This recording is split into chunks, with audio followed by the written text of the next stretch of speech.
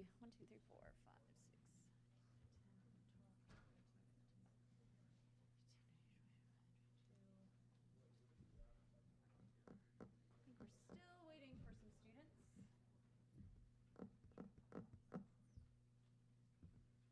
There's some more students. Okay, great.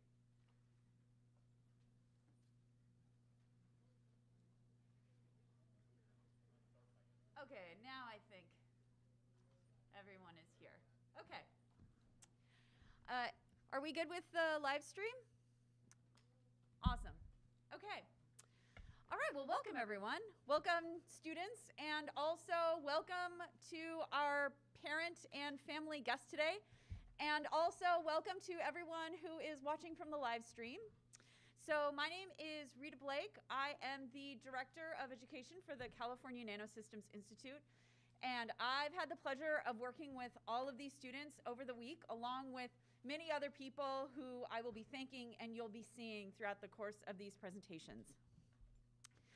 So first, just to give you some context as to where you are and what the purpose of this program is. So you are at the California Nanosystems Institute. So we're in the center of what is called the Court of Sciences on campus. So all of the different STEM disciplines have faculty who come to our institute to do transdisciplinary research that is centered around nanoscience. So the making of, the studying of, and the applying of materials on the nanoscale. And you will learn what that is throughout the course of these presentations. So we have several different programs over the summer that we do, and I love all of them for different reasons. So this one, not only do we get to expose students to different topics in nanoscience, which already is something that is great for students at the high school level, because that's not normally a thing that they'll get any experience in. But also, I really like this program because it's a really unique way that they learn to develop skills in science communication. And all of our guests, you will be definitely seeing that over the course of these presentations, because the students had some pretty different homework that they will actually be kind of presenting on for these final talks. So before we get into it, there's some people that I have to acknowledge for helping to get all of this week together. So first, so much of this program was planned, prepared, organized, and readied beforehand by several people, but two of the main people that really worked so hard to pull this together are our education program coordinator, Dr. Elaine Morita, who I believe is watching today from the live stream, and also Dr. Shailene Tanimoto, who is our education manager for the Institute. So Elaine and Shailene, thank you so much.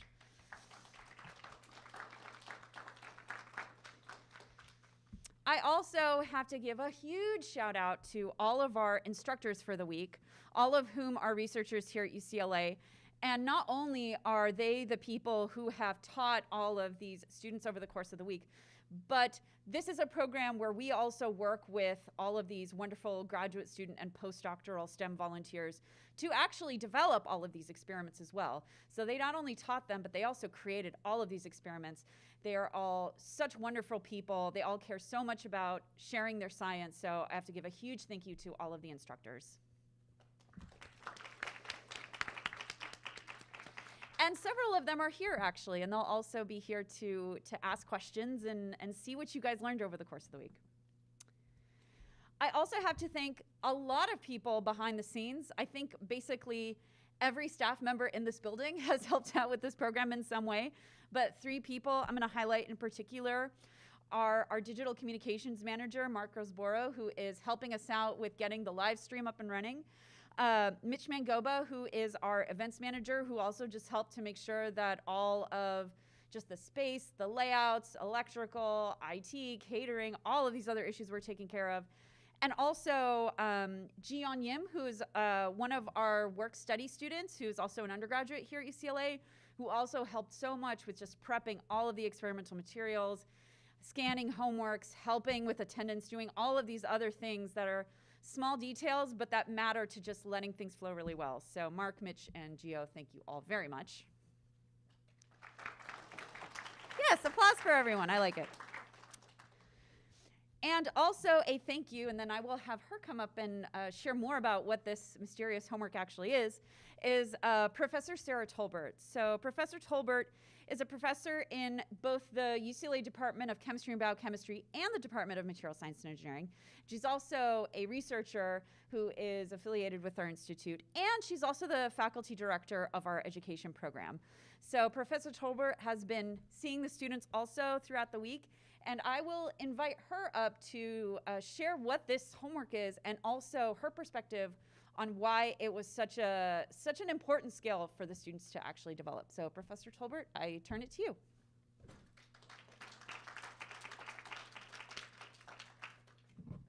These are live? Yep. Okay. I'm going to stand over here because when I stand behind the podium, there's not much of me. When you guys are speaking, I would like to encourage you. One, we do have 3 mics.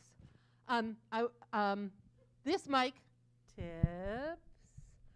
If you are very tall, tip it up. If you are very short, don't stand on your tiptoes.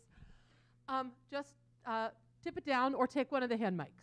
So it is important that everybody during these presentations uses the mics because the live stream only picks up through the mics. And so for those people for the parents who are not here, you need to somehow get your communication to those people online. Okay, so what is the point of what we are doing today?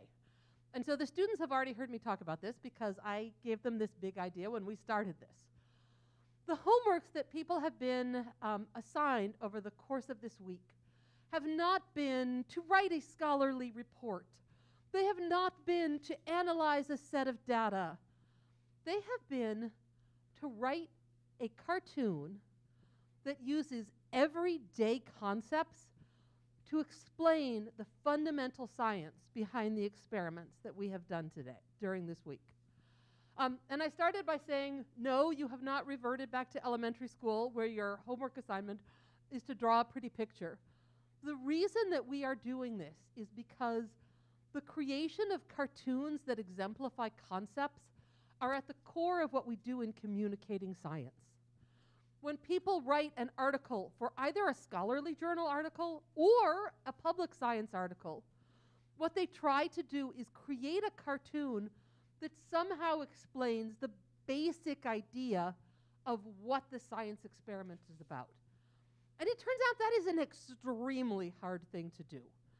And the biggest reason is if you do not really understand the essence of the experiment, when you translate it into a cartoon, you will not translate the important parts into a cartoon. And so this ability to draw a picture of science first requires the highest level of understanding about what the experiment is really about. And then it involves the ability to try to relate those physical concepts to something that is more familiar to your reader. And this is something that as scientists we struggle with and we need to do.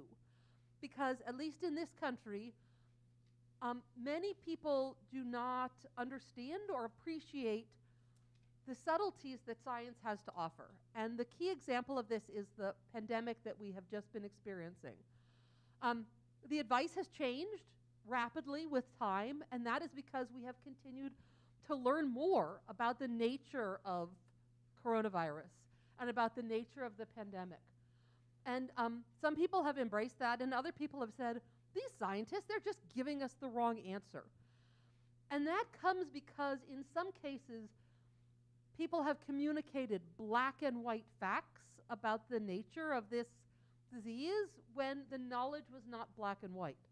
And so the more accurately we can communicate what is really known, the more people can understand the scientific process, and the more they will accept the fact that in science, you are constantly learning, revising what you know, using that new knowledge to create new ideas.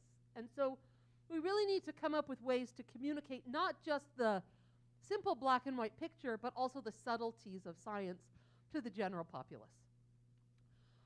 So the homework assignments have been to create a cartoon of the experiments that you have just done. One of the key issues is that every cartoon captures some aspects of the science and does not capture all of them. So it leaves things out. So what you are going to see presented today is a number of these cartoons. So they were graded every day, and the scientists who were doing the grading, the graduate students, picked out what they thought were the best cartoons or the most illustrative cartoons. And then they took those cartoons and they gave them to somebody else to present. So the groups who are presenting are not presenting a cartoon that they drew. They are presenting a cartoon that somebody else drew, and they have not been allowed to talk to the somebody else. So their goal is to take their scientific knowledge, knowing what the experiment is actually about, and then use that to explain to you what the cartoon is telling you. For the presenters, they're supposed to explain the science, the analogy in the cartoon, and the limits of that analogy. For the students, please be very careful of your language. When you are explaining the limits of the analogy, please don't say, well, the thing this cartoon got wrong was, or the thing that's totally left out of this cartoon is. There is always something that is left out of any analogy. So please try to use that language and say, the limits of this analogy are that you cannot capture this concept with this metaphor. Same information, but realize that it's not saying, this is a bad drawing, as opposed to, this concept can only go so far in explaining things. The other thing I would say to all the students is, you've been doing this for a week. You know the experiment. The person who drew the cartoon knows the experiment. It's very easy to jump right in the middle. Okay, this is the cartoon. This is what it says. Please remember that much of your audience has no idea what the experiment is about. And so please begin at the beginning and try to explain the concepts from the start, assuming zero prior knowledge. Also, each experiment is going to be explained by at least 2 groups, because there's more groups than there are different experiments that we did. Just because it was explained before doesn't mean everybody remembers. You may be like, oh yeah, I did that experiment, I drew a cartoon on that experiment, somebody else already presented it, everybody knows about this. The people who've just heard it once do not remember all the details. So please, both first and second groups, please start from the beginning and explain it to somebody who has no knowledge of what you're talking about. And if you're like, well, I happen to know that my parent knows a whole lot about this, so I'll just start in the middle. There's more than just your parent in the audience, so please, everybody, start at the beginning. Okay, now, for the rest of you, everybody has a job. So the presenters will be presenting these drawings and explaining the science to you. Everybody else, your job is to ask questions. And I can tell you that when my graduate students go out to conferences and give talks, they know they can give an excellent talk. They know their science, they've done it well. The thing that scares everybody is the questions, because you never know what will be asked. It could be something that is exactly on topic with what you've been doing. It could be something from left field. And learning how to answer questions is the most important thing that you can do in terms of being comfortable as a presenter. So, parents, instructors, other students, your job is to ask questions. And they can be focused on topic questions. They can be left field questions. They can be, I'm just confused questions.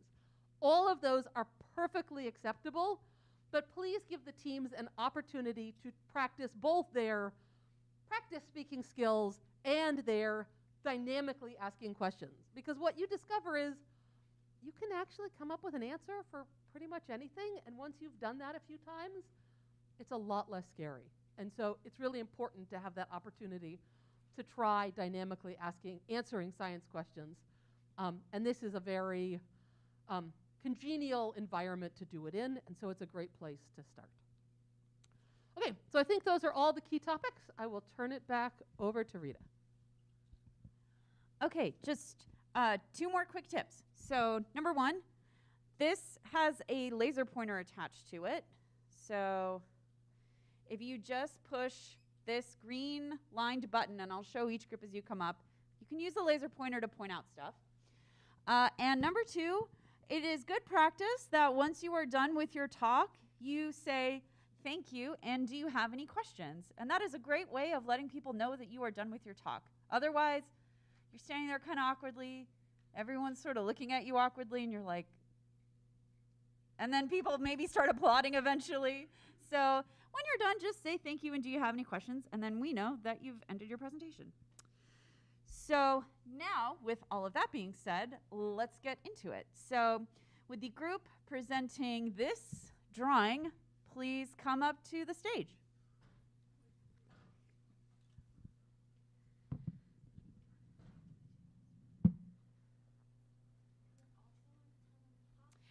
Oh, yeah. And we cannot emphasize enough that you guys should talk into the mic. Into the mic, into the mic. Talk or sing like a pop star. Don't hold it like ice cream or a lollipop like at your waist. Like, really get into the mic. And then Turn your head. this button up here. Yeah, that's the laser If you're pointer. wearing a KN95 mask, it should be almost touching. They stick out about to the point where you should be. Yeah, hold in the mic.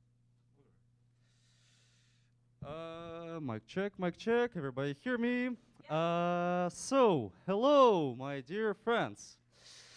Today, we are going to present basically and conclude the results of this beautiful course that all of us took. It was a mesmerizing week full of unique experience, and every day, every other day, we had to complete this weird drawing. And in this one particular was the first day of... Wait, who are you? Oh, yeah. My bad. All right, so we are the team of 4. The Nadi, Daryl, Arian, and me, Ilya. We were, the students of the Nanoscience Part B, and here we are, presenting the first day assignment. In this assignment in particular, we had to, maybe you can guess, maybe you cannot, but we had to present different concepts of measuring the nanoscience scale. And as you can see in here, we can see these 2 guys that are pretty positive to each other. This guy that is wondering what's happening on the Earth, and he's got the ruler, so he's probably gonna measure something. Also, we have this guy who is blind and obviously not getting something. And these 2, which are in conflict, apparently. On the right side, we can see the happy guy with an idea popping out of his head. The 2 happy guys with that worked out well. Something worked out well for them. And the blind guy has found something interesting as well. And these 2 are apparently not in well contact with each other. So to explain all of these concepts and what is happening on this picture, I will turn this microphone to my colleague Nettie. Oh, you got it. All right. There is a laser pointer. Go ahead.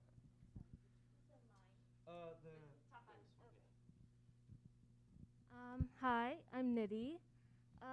So in this drawing, as you can see, there are a couple of different concepts. We're going to start on this side. So right here, there's a person who is kind of wondering about something, looking towards the moon, and he's holding a ruler. And that kind of shows us how he's trying to measure something. So if, sorry. I'll try my best. Oh, okay, sorry. Yeah, and if you go on to this side of the drawing, he's kind of figured it out. And if you can see, he's tried to measure the distance from the Earth to the moon using different variables.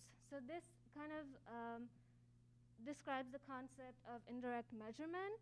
So on top, if you can see these equations, there are 3 different variables: speed of light, distance, and time. So this person has used two variables, distance and time, to find, speed of light and time to find the distance. Another concept that we could talk about in this area is using light to find measurements at a bigger scale. So as I talked about before, he's using the speed of light to find the distance or another measurement, and kind of shows how we could use light to find measurements of other variables.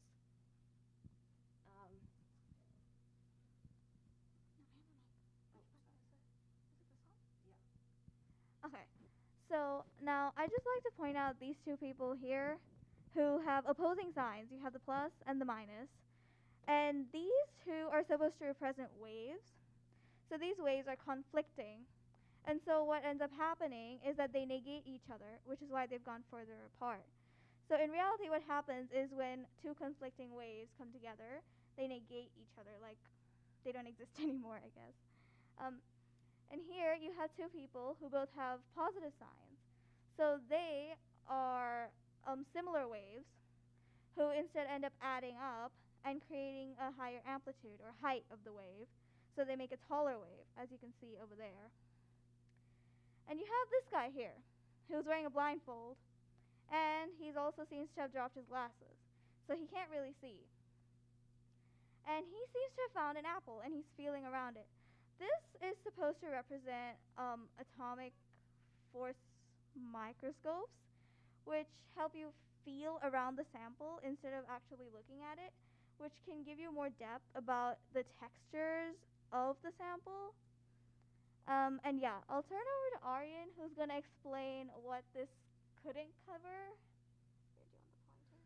So yeah, obviously it's hard to incorporate all aspects of the stuff we learned in just one simple analogy. And for instance, this analogy perfectly described how we measure large, like cosmos, and large distance measurements using light. However, we can also measure small nanoscale level measurements using light. For instance, in our experiment, we use diffraction, and we measure the length between two diffracting spots to measure the distance between two bumps on a nanostructure. And another thing that this couldn't perfectly describe is the difference between AFM and microscopy.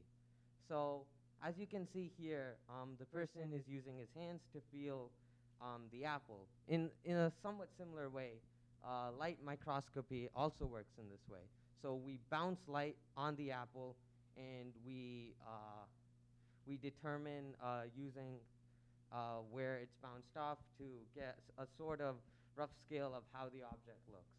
However, light has a pretty big wavelength, a couple of 100 nanometers, while our AFM is basically a small tip that's only a couple atoms wide, and so it's only a few nanometers long, which is much smaller than our light microscopy. So imagine if I was trying to determine how this table feels. I would much rather, if I was trying to get a more detailed look into this, use just my finger than my entire hand, which is why if we want a more detailed look, we use AFM. So yeah, thank you for listening, and if you guys have any questions, ask away.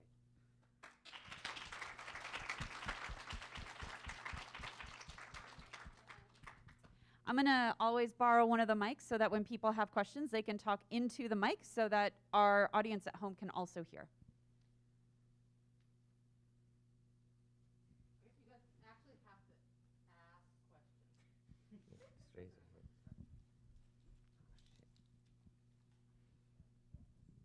Excellent description of the picture. This is a really great analogy, and that was a really good depiction of the picture. You mentioned that in the picture they use light to measure large distance, and you gave an example of using diffraction during our experiment to see the grading, diffraction grading. Yeah. Was there anything else you learned during the week that uses light to measure something in the nanoscale, and how does it work?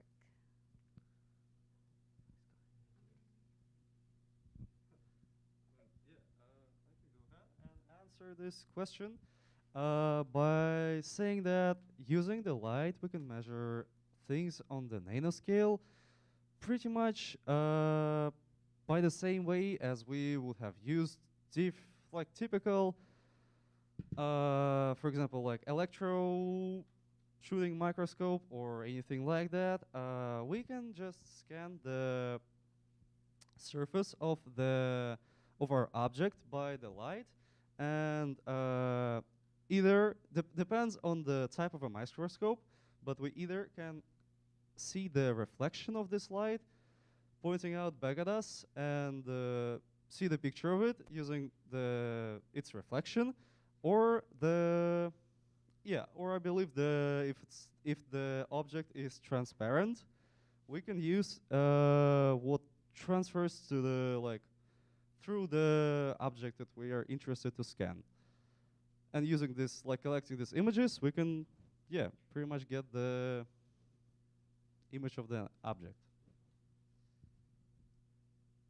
Right, so you're explaining scanning electron microscopy that we looked at, and maybe optical microscope that uses light. Yes. But I think you guys also try to image maybe a colloid of nanoparticles. What, sorry? Maybe nanoparticles in a solution. Using light? Yes. Oh, yeah. Well, the thing is, I think that you're trying to figure out is that different nanoparticles, for example, solution, will give a different sort of light in, well, for our even visible human eye. We had this very interesting experiment where we mixed a solution of gold, and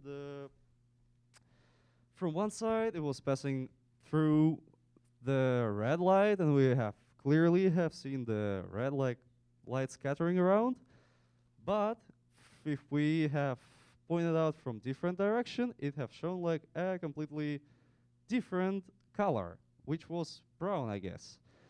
And using that technique, we can detect the nanoparticles in the solution. So I guess Did I'm not sure what Susan was thinking about, but in general, I think we should try to stick to one experiment, the experiment we're doing for questions, but I think it will confuse things. So I have a general question, which is, you guys gave a lot of really great description of all the concepts here. Can you try to tie it together into some big picture statements? Because I think to the listeners, they probably got a lot of very clear pieces, but maybe not a super clear overall sense. And definitely pass around so different people answer different questions.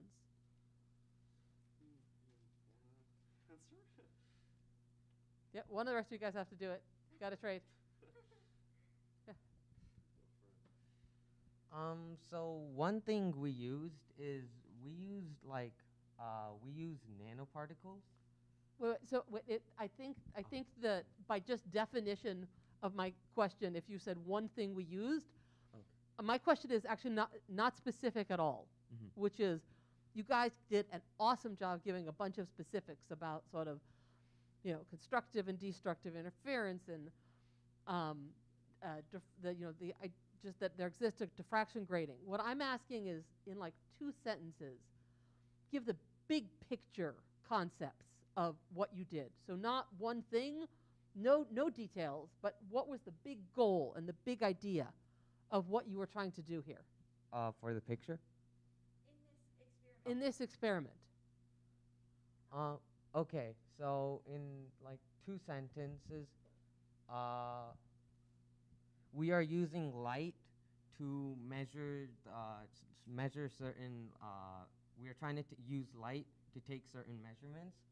We can use light to take really small nanoscale measurements, and or really large measurements. And Yeah, share. this picture also kind of describes what the difference between using nano or smaller atoms to measure surfaces versus using slightly larger photons to measure or to feel around a structure of an object. But I mean, why can't you just look at it? Light, that's how we look at things. Why are you doing all this? Why don't you just look at it? Well, I think it's because, especially with atomic force microscopy, we use it to, I guess, measure things at the nanoscale, which we cannot see with our naked eye. And Well, no, so that's so let's just leave. It doesn't matter what it's called. We're going concept. Okay. Well, it's many things. yeah. So yes, you can use atomic force microscopy to measure things that you can't see. This picture is all about like pluses and minuses, adding and subtracting. How does that relate to this big picture of how do those things tie together? Well, I think the plus and minus, like Daryl was talking about, talks more about a feature or like a behavior of light waves. But you use that in a big to do something.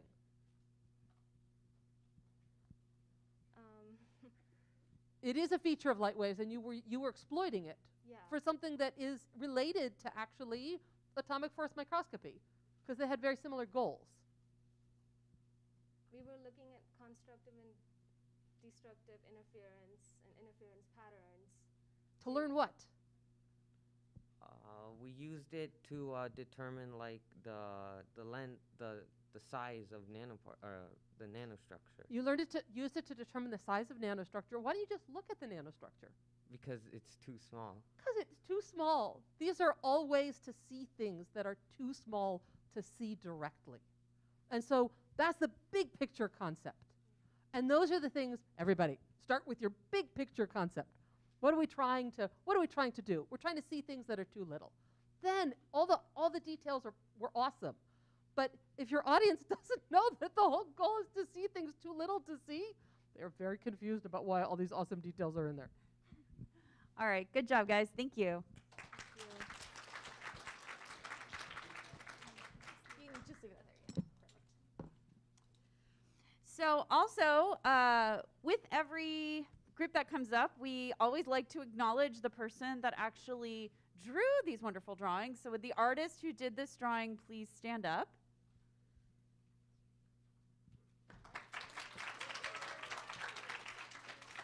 Nice job. And then was there anything that you wanted to add about your drawing, or do you think they captured everything that you were going for? I think they mostly captured, I think they're in the corner. I don't know if you can really tell. That's supposed to be like an apple he can't quite see. So touching it lets him know that it's an apple. Nice. Thank you.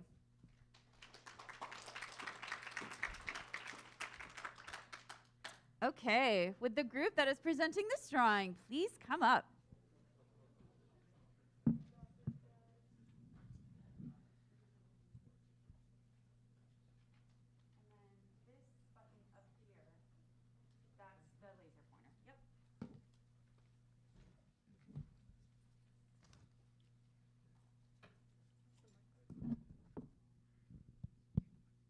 Hello, I'm Akshu. I'm Davide. Hi, I'm Lavanya. And I'm Haley, and today we're going to be explaining this analogy between plasmonics and farm animals. Okay, so basically in the beginning we have three different sections. There's animals, there is a sheep, a cow, and a pig, and basically these animals symbolize electrons, and to the left of the animal there's a person, and each person is giving a different command, and that basically symbolizes the electromagnetic wave that is getting the electrons, which are the animals, exciting, and then they oscillate. And one thing that this analogy doesn't fully capture is that they are only moving in one direction. It could be that they're moving up and down or left and right, and yeah. Okay, so the way that that this works is basically that a particle is moving at a certain frequency, and a light wave is hitting it at another frequency. And when these two frequencies match, that's when light is absorbed. So in this analogy, you can see that there's this person that's giving a command. For instance, in this case, it's whistling, and this is representative of the, I would assume, the particle, and I'm sorry, this is representative of the light wave, and then these animals that are marching in response match that certain command, which is why they're moving, whereas in here you can see that it's saying staying still. That means that the other animals, like these, the pigs and the cows, they do not respond to this command. And you can see the same thing with clapping. The cows move while the other animals stay still, and for stomping, pigs move, and again, the other animals stay still. So at the bottom over here, you can see how plasmon resonance affects the way that the different colors that we can see. So here you can see a smaller cow, and this represents the size of the particle. So when it's a smaller particle, you see that the person thinks that it's cute, whereas if it's bigger, it's less cute, and if it has horns, it's scary, whereas if it doesn't have horns, it's less scary. So the thing that affects the colors that we can see is the size and the shape of the particle. So one thing that this analogy could have done better in this aspect is that what we see is the light that is not being absorbed. So I don't think that, I mean, oh, sorry. Yeah, sorry. Yeah, so I think you'll explain more about the light transmission and stuff. Right, so now we're going to go on to the right side of the picture. And here we see a zoomed in view of the hamburger and 3 different ants that each behave differently. So one is being reflected off of the hamburger and goes back home. The other one is being sort of absorbed by the hamburger, and another one is going past it. So this mini analogy is representing the concept between light transmission and light scattering. Light scattering is when a light particle goes directly through an object, and in this case, sorry, it doesn't go directly through an object. And in this case, it's shown from the first 2 ants, where one is being reflected off of and one is being absorbed by the sandwich. Light transmission is the complete opposite. It's when the light particle goes through an object. So in this case, it's the 3rd ant. But I feel like it's very good, but one thing I would fix about it is I would make the 3rd ant go directly through the hamburger instead of around it. All right, in the top middle of the picture, there is a thermometer at a lower temperature going up to a higher temperature. Now this represents the photothermal effect, which is basically light getting absorbed and generating heat.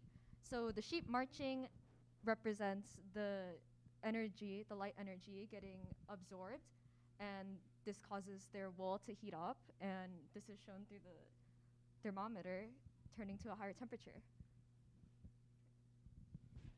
Thank you for listening to our presentation, and if you have any questions, please be free to ask.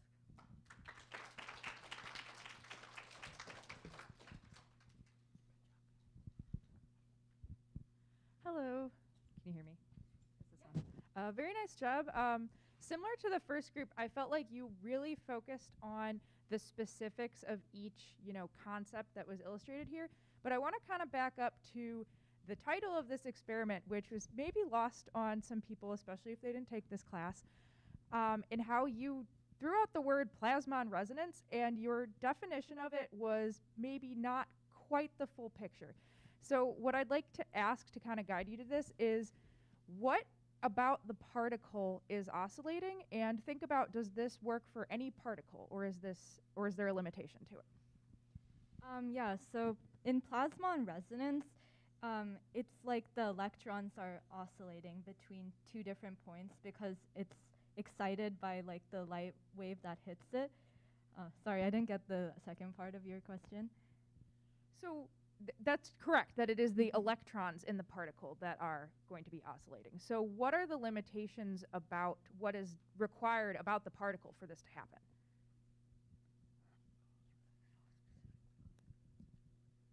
What kind of particles have a plasmon resonance? Oh, nanoparticle.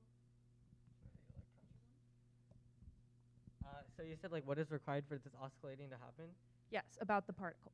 So from like what we have learned, I'm pretty sure it's like the specific wavelength and frequency of the light. Okay, so that's about the light. So what about the particle will give it a plasmon resonance? I believe that it has to be a metal. Okay, so that's one of them. Very nice. So why do you think that might be, based on what you said first about what's oscillating? Maybe because like a metal, it has like a sea of electrons. Nice. So I guess it can like move more easily. That's exactly correct. There's one more thing about it that you might have said, but just to clarify, what's the other thing that needs to be true for us to see plasmon resonance? Like see as in like visibly see. Yes, for us to see it. For us to see, it must be in the nanometer range between, I'm pretty sure, 300 and 700 nanometers.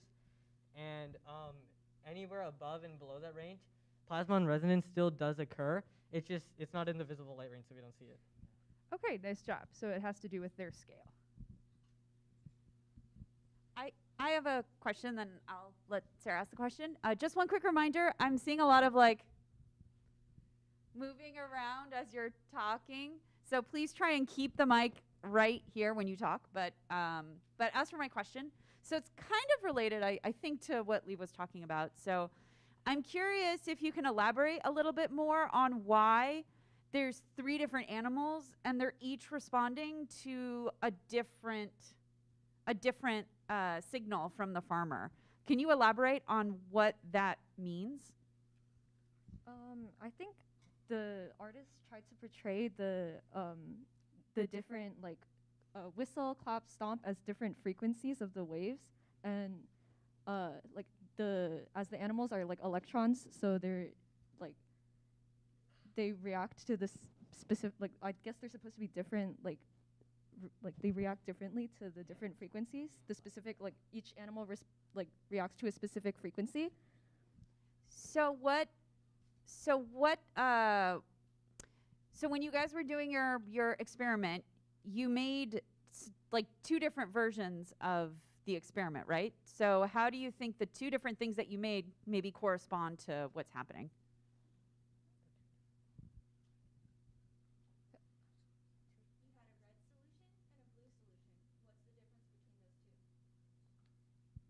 The shape of the nanoparticles. They're all different shapes because they're different animals. Remember that your goal here is to explain to an audience what was the big idea of your experiment. So not just for you guys, everybody. Don't get lost in the details. Go to the big ideas. Having just said that, I now have to ask a detailed question. I totally am lost by cute, less cute, scary, and less scary. Could you re-explain that? Yeah, I think that analogy could have been like a little bit more clear and specific. I mean, like I think it was a good job, but I think that there was a little bit of room for improvement. But the way that we thought it was that that there are that the color that we see is dependent on the size and the shape of the particles. So then with the smaller, like cow, for instance, I think that what we perceive it to be is cued, which is dependent on the size, because if it's smaller, it's more cued. Does that make a little bit of sense? I think that's a reasonable idea of what they're trying to do. Do you want to get any parents? Or? I think we have to keep going, but definitely parents, please do ask questions. So good job, guys. But we have to ask them. I mean, we have to call them. Yes. Next group that comes up, first person to get a question in will be the parents, and we will wait until a parent has one. But first, before we bring up the next group, can the artist who drew this one please stand up? So can you help us solve the mystery of what the cute, less cute, scary, less scary was meant to be? Yeah, actually, the thing is, since the particles, since the color you perceive is based on the size and shape, the smaller and the larger color is supposed to represent the size of the particles, and the with horns and without horns is supposed to represent the shape of the particles. So, yeah. Cool. Nice. Thank you. All right, good job. All right, so will the group that is presenting this picture please come up?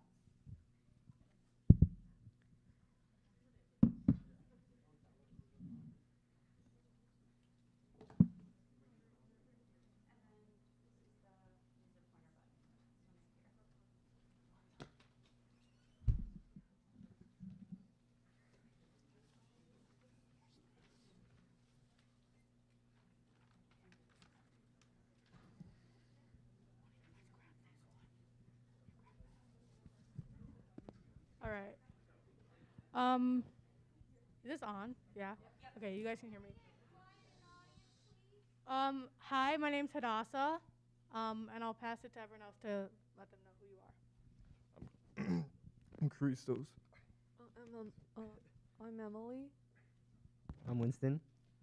And today we'll be explaining an experiment we did about biotoxicity.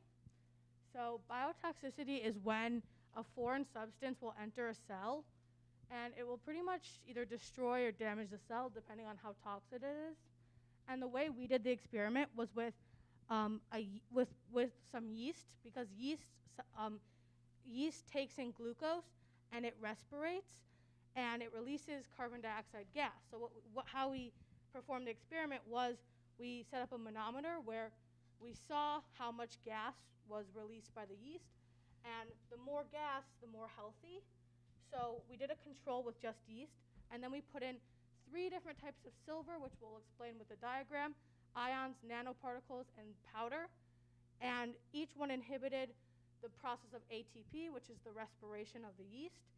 And the more gas produced, the healthier the yeast was. So the less gas means that the silver was more toxic.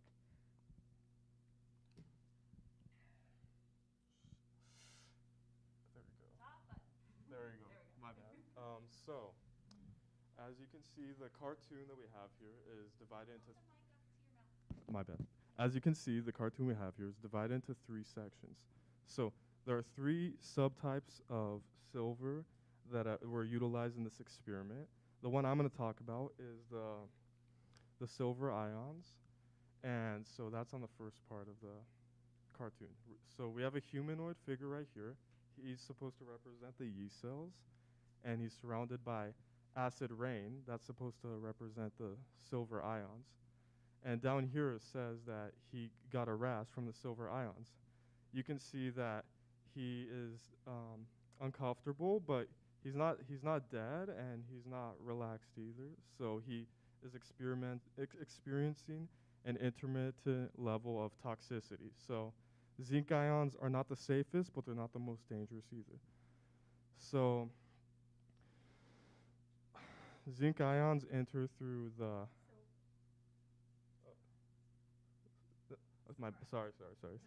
silver ions enter through the ion channel, and they create reactive oxygen species by reacting with the oxygen because they're positively charged, and that damages the cell wall. And their mechanism of action is actually similar to the silver nitrate on the right side here, and the silver nitrate secretes silver ions too. So, but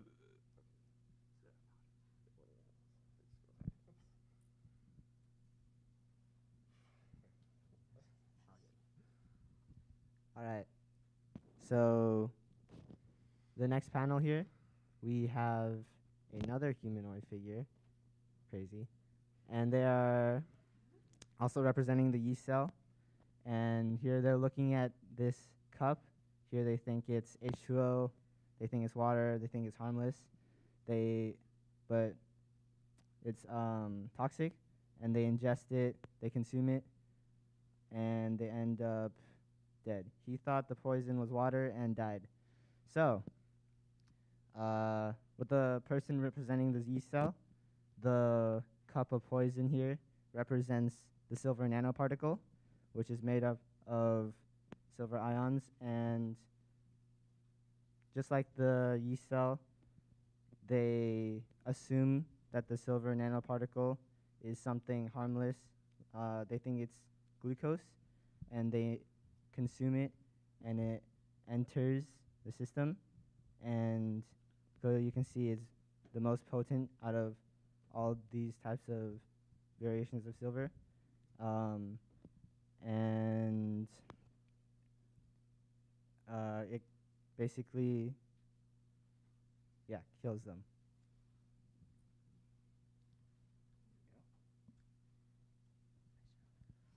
So the last guy here is like standing like under the like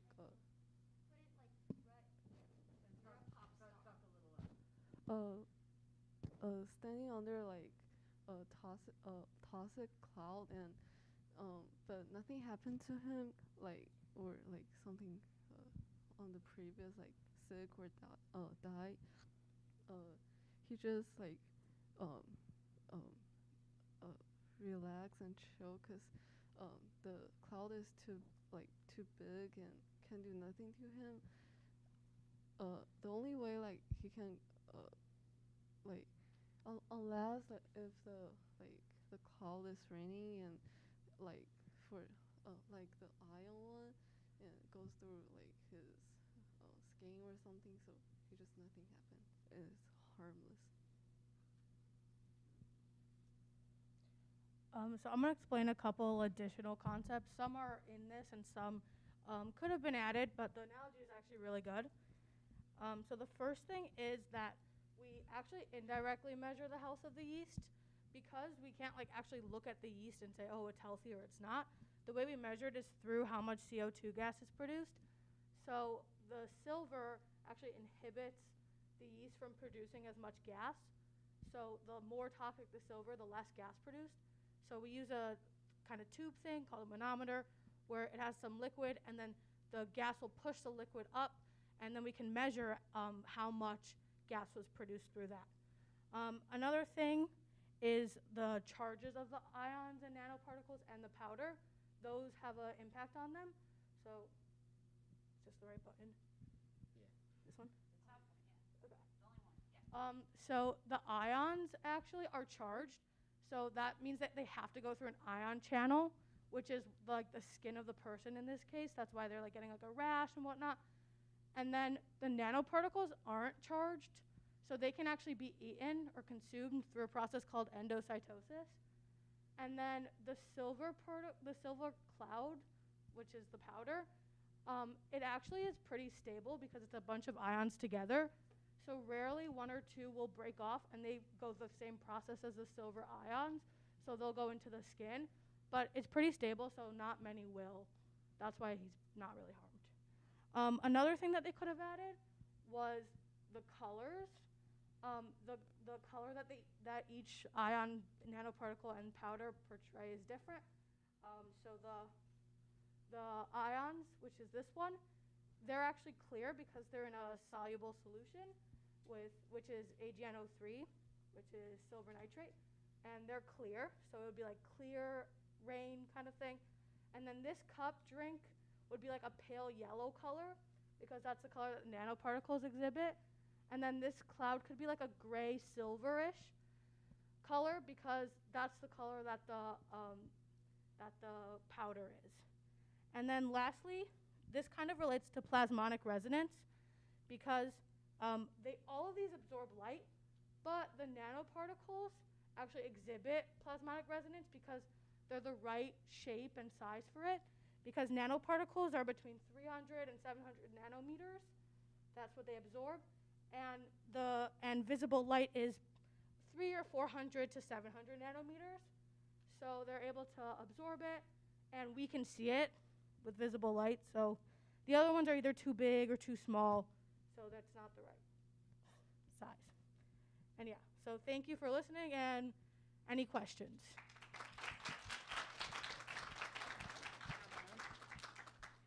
Okay, parents. Hello, parents. We would love it if you all asked a question, even if it's just about something that was not clear. Any question from parents, and I will wait.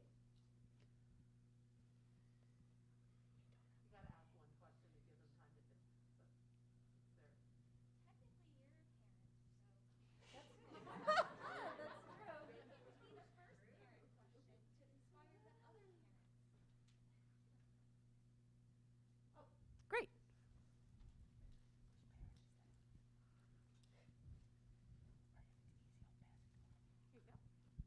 Not really a question, but I just wanted to say that I found the notion of that you mentioned about the colors and what they meant for this to be very useful, and in the future, you know, using color on that. If I know there's time and other limitations, but I like the color side of it, since sometimes looking at just a lot of black and white, just like it's kind of like a visual big picture for people to connect to, just like verbally you're giving the big picture first before you get into the details. So thanks, and good work.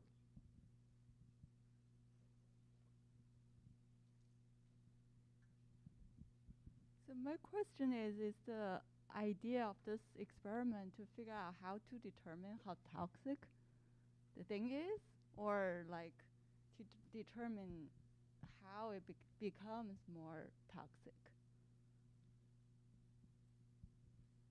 So to reiterate, your question is how we determine the effects of these different types of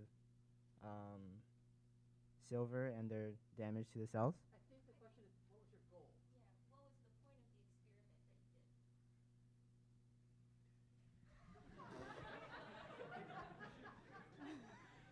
did? I can't explain it. I guess to really explain that,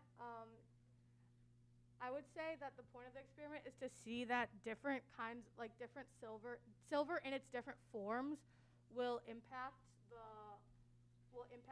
cells differently, like the way it goes in and how the particle size and the charge, everything like has like matters in some way. And so the point is to see that like different particles will have different effects on different cells. And we measure toxicity in this one, but you could measure a lot of different things. Yeah, I would say that's it. All right, one more question. Yeah, first just to reiterate, the goal is to understand how size affects toxicity. Exactly. Silver is actually used in a lot of hospital equipment to make it not carry pathogens from patient to patient. So that's sort of a big picture. So my question goes to, you did a great job explaining a lot of the physics, but there's one thing I want you to clarify. So you were talking about the size of the particle and the wavelengths of the light that are absorbed. So what are the sizes of the silver you guys made? You synthesized it. How big was it? How big were the particles? Yeah. 300 to 700 nanometers in size. So those are the colors they absorbed. the but what was their colors. physical size? A couple nanometers. A couple of nanometers. That's right. But they did absorb that wavelength of light. Yes. So as the previous group said, there is a matching to be had, but it's not a physical matching of the wavelength to the size of the particle. So can you tell us what is matching that makes things get absorbed? Someone else want to take it? Just because I've answered a couple. Yeah, somebody else should. Kind of like, not me, not me. This is a friendly audience. This is a great time to take your opportunities to answer questions. You guys want to huddle and talk about it too. Yeah. You guys could discuss it. Do you guys think it's a Resonates or something? yeah, I don't know. The particle resonating while it's there. Wait, can you repeat the question again? Sorry. Okay, so this is about your experiment, but it is also absolutely equally about the previous one that was talked about. So you were saying, oh, the particles were a few hundred nanometers and the light that's absorbed is a few hundred nanometers.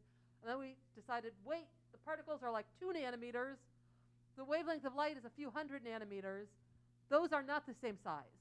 So the size of the wavelength and the size of the particles do not match. But something does match. And this is what was described in the last experiment, but it's equally important here because they're both metal nanoparticles. What is it that matches for light to be absorbed?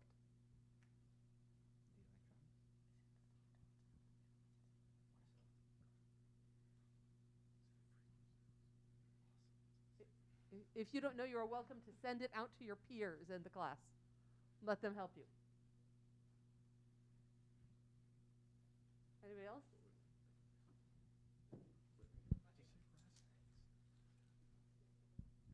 Should I stand up? Okay. So I'm pretty sure what matches up is basically the electric field from the light and from the nanoparticles. So obviously the nanoparticles have like electrons in them, which create an electric field, and then light, which has a wavelength, also has an electric field. So what happens is that the wavelength of the electric field wavelength of the light matches up with the electric fields of the electrons and causes them to move back and forth. Yeah. Yeah, that's basically right, super close. It's also the frequency that they're changing at. It's the sloshing. It's how fast they want to slosh and how fast the electric field of the light change back and forth. That's awesome. Yeah, thank you guys. Good job. Good job. And let's take a minute to acknowledge the artist behind the drawing. Let's go, Brandon. Nicely done. Anything you want to add? Yeah.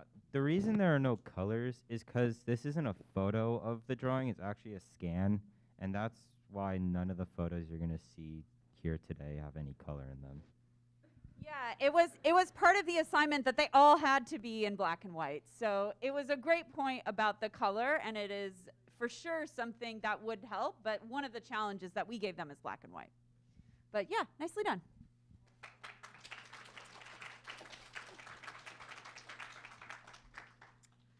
All right, so would the group responsible for discussing this drawing please come up?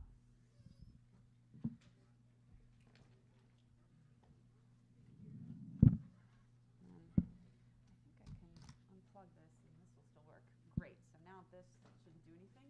Awesome. Okay, so it's the top button. That's got the little green line on it. That's the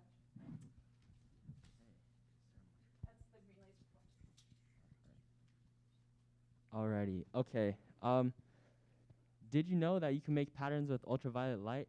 Well, I bet you didn't.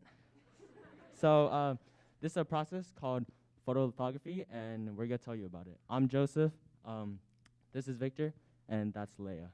All right, so what you see in this drawing here are 2 people that are on a site trying to dig up these fossils. They start digging and digging, and they're getting close. And when they dig them out, this one is too big, as you can see, and that one isn't, so they take it out. Each step here represents a process of photolithography. Victor is going to explain to you. Okay, so photolithography is essentially a way to imprint like a physical pattern on a specific substrate or base. And that can be, computer chips are made that way. So what we did in class was we imprinted like copper wires, a pattern of copper wires on a small little substrate.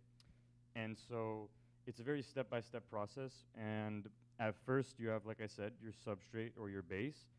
And then you have a layer of photoresist on that, which acts as a barrier between the photomask, which I'll get to, and the substrate. So the pattern is imprinted through it, essentially. And then you put the photomask on the photoresist, and the photomask is just a pattern that you will be using on your thing, on your base, sorry. And after that, you expose it to UV light, which is how it will be, you won't see it yet, but it's how the pattern's going to stick on your under your photoresist. So yeah, the UV light is gonna, how do I say this, kind of etch your pattern, but you won't see it yet. Then the photoresist is removed, and then it is etched, which is a process called developing, and then it is etched for a while, so you can find, which will make the physical, like the physical, like etching patterns show up. And so how is this an analogy for that? The bottom layer is the substrate I was talking about, which is where the bones are. The top layer is the photoresist. Then, as we can see here, they're putting water on the top layer, which is essentially, making the photoresist, or in this case, it's exposing it to UV light. And then the tarp can be interpreted as the photomask, but in this case, it's not really showing up, imprinting a pattern on it. It's just a tarp, and we'll get to that later. And so yeah, this is the exposure to UV light up there. This part, where they're digging up the soil after it has been exposed to UV light, is the developing, or the removal of the photoresist. And finally, this part is the etching. And this is when the substrate, the physical patterns are etched into the substrate. And the physical patterns in this case are the two bones, the two fossils. And you might be asking, why is he struggling with this? Well, and why is the other person easily lifting this? And this is to show, to depict that photolithography can be done in multiple methods. The method we did wasn't on the net. It wasn't on the. The point is, it can be featured down in size to very, very small on the nanoscale, and this is depicting that because, as we can see, this can be interpreted as much smaller, and they are using, a different method, the crane, to etch out a much smaller one. And this also shows, let me just check this real quick. Okay, and this also shows that there's, when we imprinted it with the wires,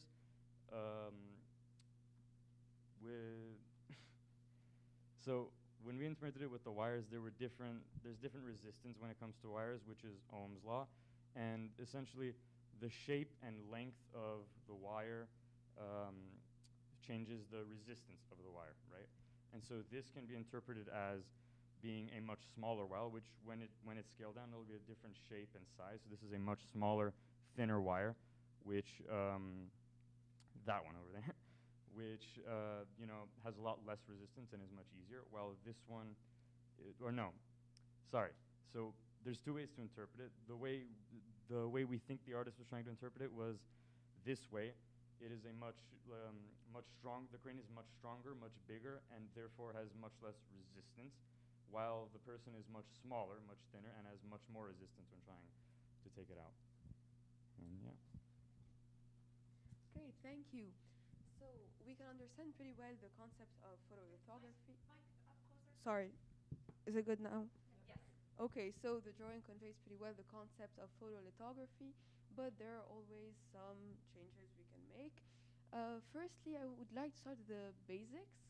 So we know photolithography has many steps, and some of them are not very well portrayed, I think, or could maybe be could exist before this drawing begins. So for example, the two first steps of photolithography are the deposition of the substrate and of the photoresist.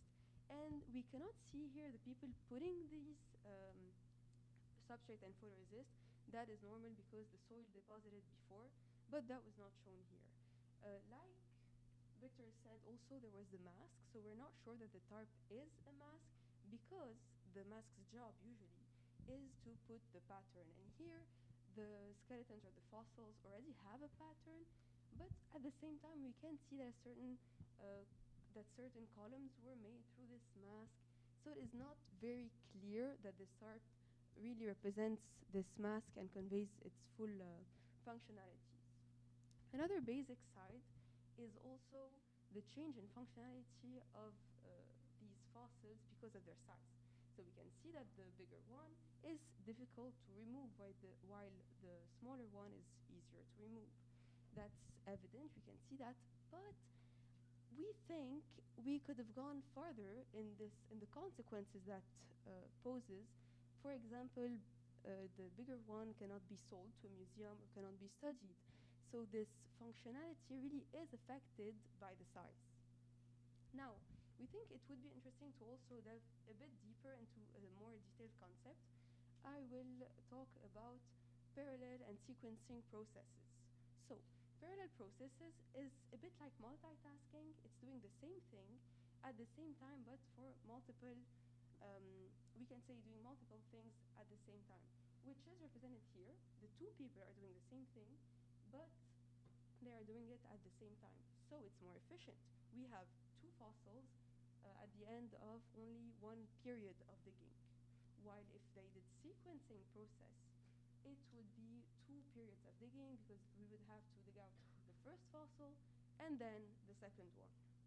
So here, this parallel process is illustrated, but it's not compared to the other one. So when we look at the drawing, we don't really think about it. So it would maybe be interesting to actually include that too. So that was it. Thank you for listening. Does anyone have any question? Thank you.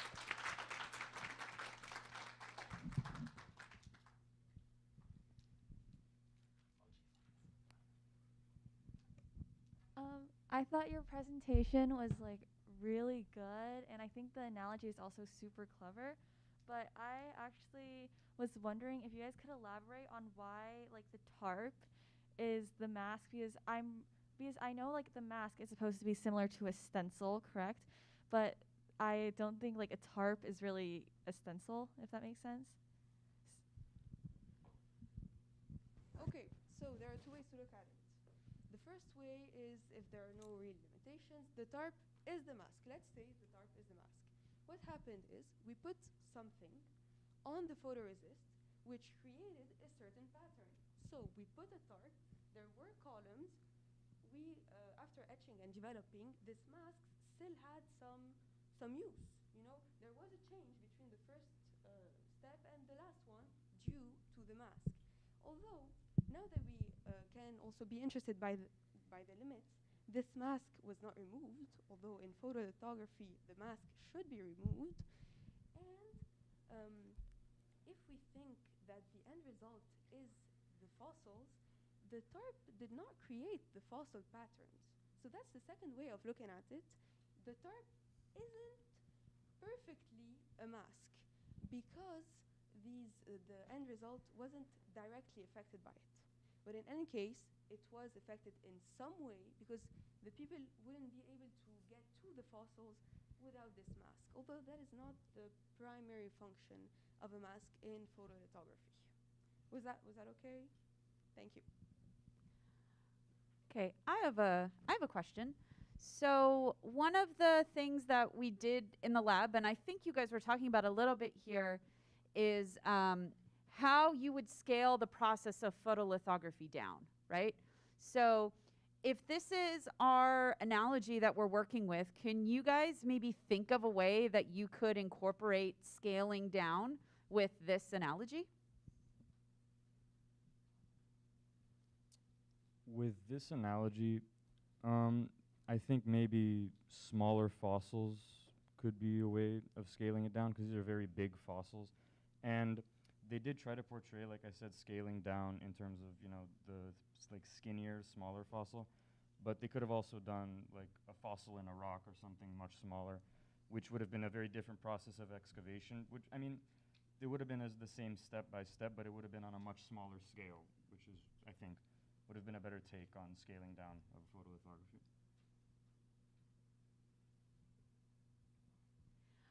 I'm also thinking too about like, if like digging, for example, is one of the things that they're utilizing as a tool, how might you then depict scaling down if digging is an analogy that they have here?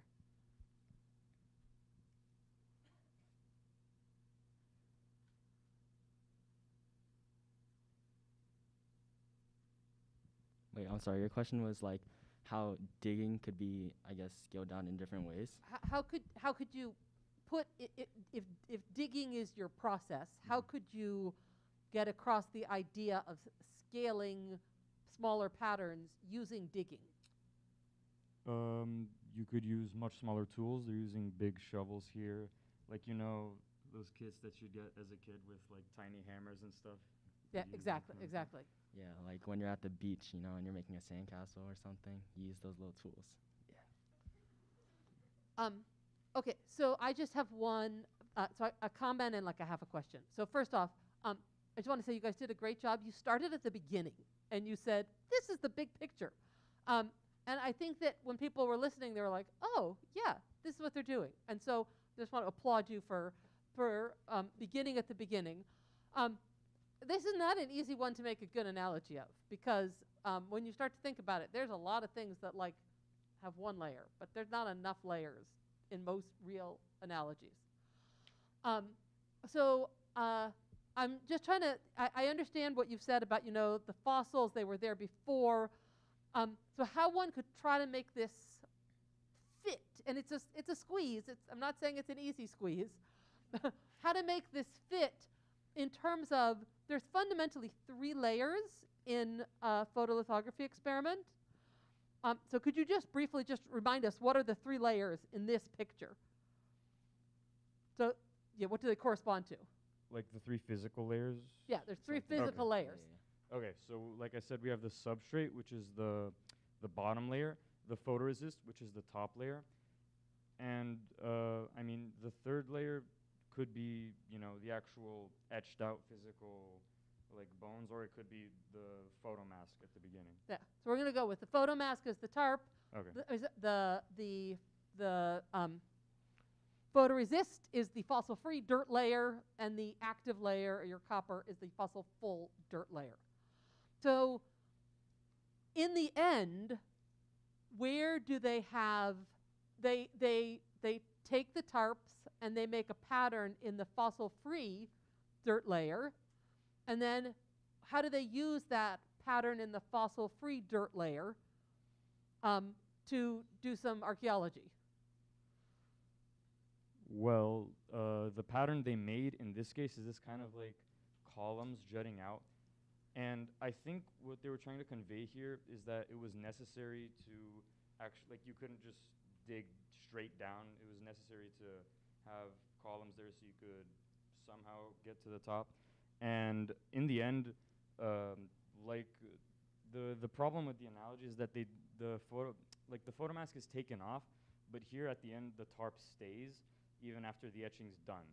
So I mean that's true, but they do transfer a pattern from the fossil-free layer into the fossil-full layer. So they are only digging in the regions where there is no tarp. And it turns out those are the right regions because that's where they find fossils. And I think in real archaeology you do this so that you have, you don't just have a giant pile of dirt, you have defined geological spaces so you can redetermine where each item was found. So you actually want to dig in pits. And so in that way there really is a pattern transfer from the tarp through the fossil-free layer to the fossil-filled layer. But the pattern is not the fossils, as you said. So good job. Yeah, good job. And also, let's acknowledge the artist behind this very creative analogy.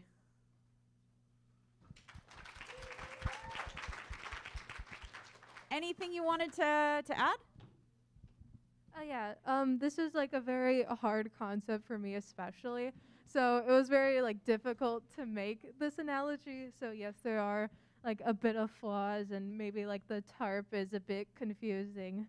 But yeah, I think the group got the basic idea really well. Yeah, we really enjoyed this one, so it was a good job. Thank you. Okay, and as our next group comes up, I'm going to explain a little bit about a sort of different challenge that they had. So we had 5 days and 5 experiments, and today is day 5. Since normally their experiments was homework, obviously, they didn't really have time to all do homework on this, so 2 of our groups actually volunteered to do a drawing of this particular experiment during lunch, and then they swapped drawings. So with that context, I will turn it over to our next group. And then here's the laser pointer. It's this button up here. Oh, look at that. That works. Okay. My name is Ellie, and this is Jasmine and Claris. And as you can see, we have eggs here, which you may be confused as to how that like kind of relates to the other topics we've talked about so far. But it is making me hungry because I didn't go to lunch to make these drawings. Anyways, all these different forms of eggs actually can be related to a type of battery or capacitor, which is like, it's really similar. Batteries, however, they hold charge for longer, but they don't like charge up as fast. Their energy over time, though, is better than, say, a capacitor, which charges faster and it can use the energy very quickly, but it doesn't go for very long. And they also have one other difference between the two types. Batteries, the charge they make is an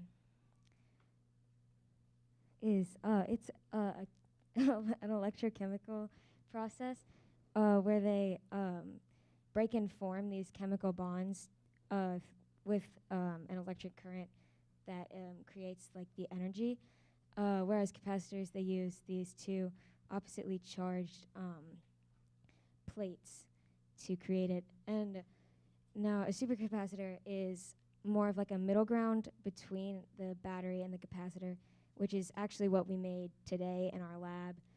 And it kind of combines both concepts to get something that holds charge for longer than a capacitor but can use energy way more quickly than a battery can. Right, so I'm going to be talking about each of these three pictures. So on the left here, we have a single sunny side up egg, and it has the fastest cooking time, which relates to it having the highest power density. So power density is energy over time. So if it has the fastest cooking time, then it has the highest power density. There's also only one egg in the sunny side up, and that relates back to the size difference between each of the three charging mechanisms. And then down here, you see there's the label for the contact part. So with a simple capacitor, which is what the sunny side up egg represents, the electrodes in the simple capacitor can be related back to the contact part. And I'll talk more about the others later. The second image we have is scrambled eggs, which takes 4 minutes to cook. So this has the medium cooking time and the medium power density. There's also 3 eggs, which relates back to the size. So between the 3 charging mechanisms, which is the simple capacitor, the supercapacitor, and the battery, this ranks in the middle. At the bottom, there's also a label for the convective part. So that relates back to the electrolytes in a supercapacitor. And then at the bottom right over there, there's the contact part, which relates back to the electrodes in the supercapacitor. And then lastly, for the third picture, this is of some boiled eggs. It takes 10 minutes to cook, so it has the longest cooking time and therefore the lowest power density. There's also 10 eggs in there, so batteries are the largest charging mechanism of the 3. And then at the bottom there, it's all convection, so that relates back to how the battery, how the electrochemical reaction happens throughout the battery itself. So I'm going to be talking about the similarities and differences because batteries, capacitors, simple capacitors, and supercapacitors have, they all kind of essentially do a very similar thing. So first you can see in the sunny side up and the scrambled eggs, they use pans to cook it. And this is supposed to represent the electrochemical reaction that occurs in them. And then in scrambled and boiled eggs, you can see that they both use convection to cook. And this is supposed to represent how they have I forgot, give me a second. Anyways, so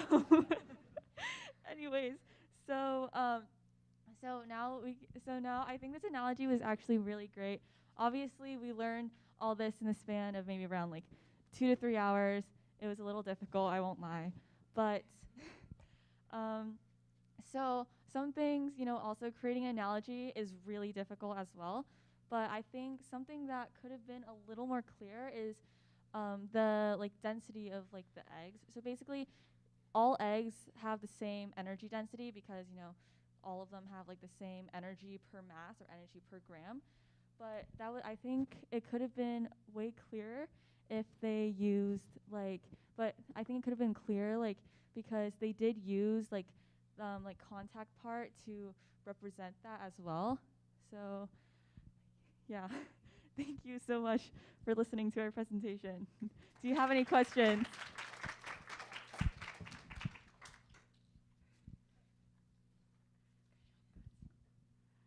I'm sorry that you missed lunch, but you all did a great job. So, yeah, good job on that. Hopefully it was worth it. So there's something that I see in this analogy that I think the author was trying to portray that I think is really cool. And it has to do with the bottom row, the contact points. So what's one of, with that in mind, what's one of the big differences in how batteries versus capacitors versus supercapacitors store their energy? Yeah, so the reactions in the capacitors happen at the surface, while for a battery, it happens inside. Excellent. So what makes a supercapacitor, thinking about the themes of this class, what makes that different from just a regular capacitor? A supercapacitor is kind of similar to both a battery and a simple capacitor in the fact that it has that electrolyte part that we use today with the citric acid in our experiment. True. Okay, so what about that is so effective and gives it more of those battery-like, or more of those qualities of speedy charging? And in a supercapacitor, they do use an electrochemical reaction, which generates more energy rather than a simple capacitor, and in that sense, it's similar to a battery. Okay, I feel like you're close. You're hovering around the idea. Thinking about what's one thing that we kept kind of bringing up as a theme in this class that is necessary for the supercapacitor to be a supercapacitor? I warned you in the very first lecture. It would be The surface area. Exactly.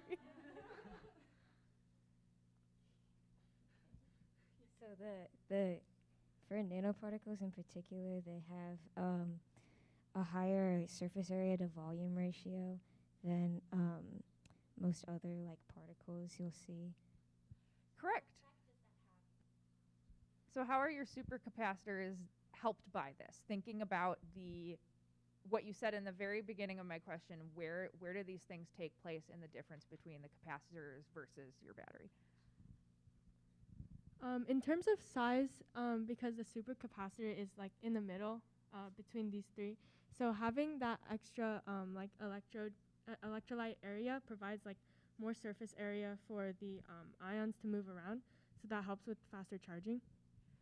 Exactly. So they have more surface area, and so if you're going to be doing these things at the surface, you're able to get a little bit higher density than maybe just a regular old capacitor. So excellent. Nice job working that out. We do have time for one more question. Parent question. Love it.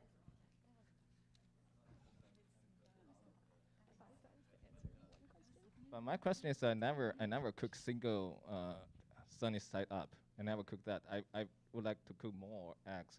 So my question is, if I switch the picture 1 and picture 3, I just boil one egg in the pot, and cook 10 eggs sunny side up.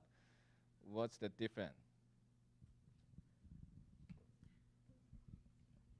Yeah, so I think that is one of the limitations that Jasmine talked about earlier, with each egg having the same energy density. So yes, you are right that one egg, whether it's boiled or fried sunny side up, will provide the same energy. But I think what the artists were trying to depict here is that with the boiled egg, you are using convection to cook it, so that represents how like the battery is, how the reaction is happening inside the battery. And then with the sunny side up, you have the contact part. So the reaction is happening at the surface on the electrodes. Yeah, that's perfect, and that's just the idea that every analogy has a limitation. You can get across surface, bulk, more at once, less, but then you stop and say, wait, it's an egg. There's the same calories in every egg. And that's not the case for a battery and a supercapacitor. But there is no picture that will capture it all. So that was well done. Yeah, good job. And then let's acknowledge our other group, who was the drawers of this analogy. Well done. Anything that you wanted to add? Yeah, so the idea about having one egg in the frying pan versus 10 in the pot is that for the capacitor, the idea is that you need to cook one egg, you need to have the entire egg be touching the the bottom of the pan, whereas when you're cooking a boiled egg, it doesn't have to be at the bottom, it can be anywhere in the pot. Very nice. Well done. All right, so that was about half of our presentations. We're running a little bit behind schedule because these are all very thorough explanations, which we do love, but we are going to take a short break. So let's take a, say, 5-minute break, and then let's be back at 3:39, and then we'll have the next group ready to go at 3:40.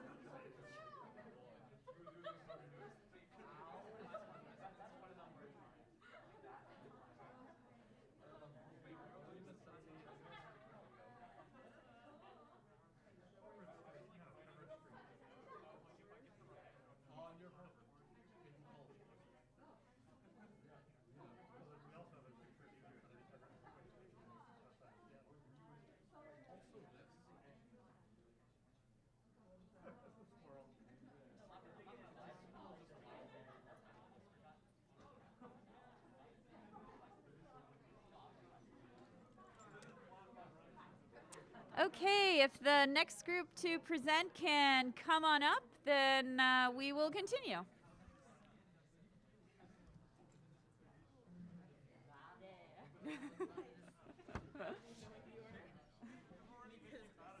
Order of elimination. What's the laser pointer? You can't suck that bad. Yeah, this one. Elsie, laser pointer if you want to use it. That button. Thank you. Which button? Not The top one. Okay. that little one with the little green line on it. That's what certainly makes my the laser notes pointer go. Otherwise, you're gonna switch the slide. All right, everyone. Nothing else. So let's settle in and let's continue on with our next group. So you guys can go ahead and start whenever you're ready. These are on? Okay. Hi, everybody. I'm Kaylee. I'm Oscar. I'm Samantha. And I'm Jing Jing. Okay. So what we're going to be talking about is, well, obviously these nano cat dogs, but so the experiment we were talking about is something called measurements at the nanoscale. So what that means is that the big idea of this drawing is about looking at little tiny things and finding interesting ways to see how big they are. Yeah? Cool. So this scientist right here with the rectangle glasses wants to know how long one cat dog is. And you can't figure that out by just measuring them because they're way too small. So this scientist has devised a plan where he puts them all in this water, and he knows how many milliliters they are and the area of the water. And each of these cat dogs, the cats are scared of water, and the dogs love it, obviously, you know? Okay, so in this picture there is a depiction of indirect measurement. For a little context, indirect measurement is basically when someone gets a measurement of something, of an object, not by directly measuring the object, but by measuring something else about it and back calculating. For example, if you want to get a volume of a rock, you can just put it in a tub of water and see how much the water rises by. So in this picture, the scientist is wondering what the length of the nano cat dog is. So you can see how to get the length of the nano cat dog, he divides the volume by the area instead of measuring it directly. Yep. Okay.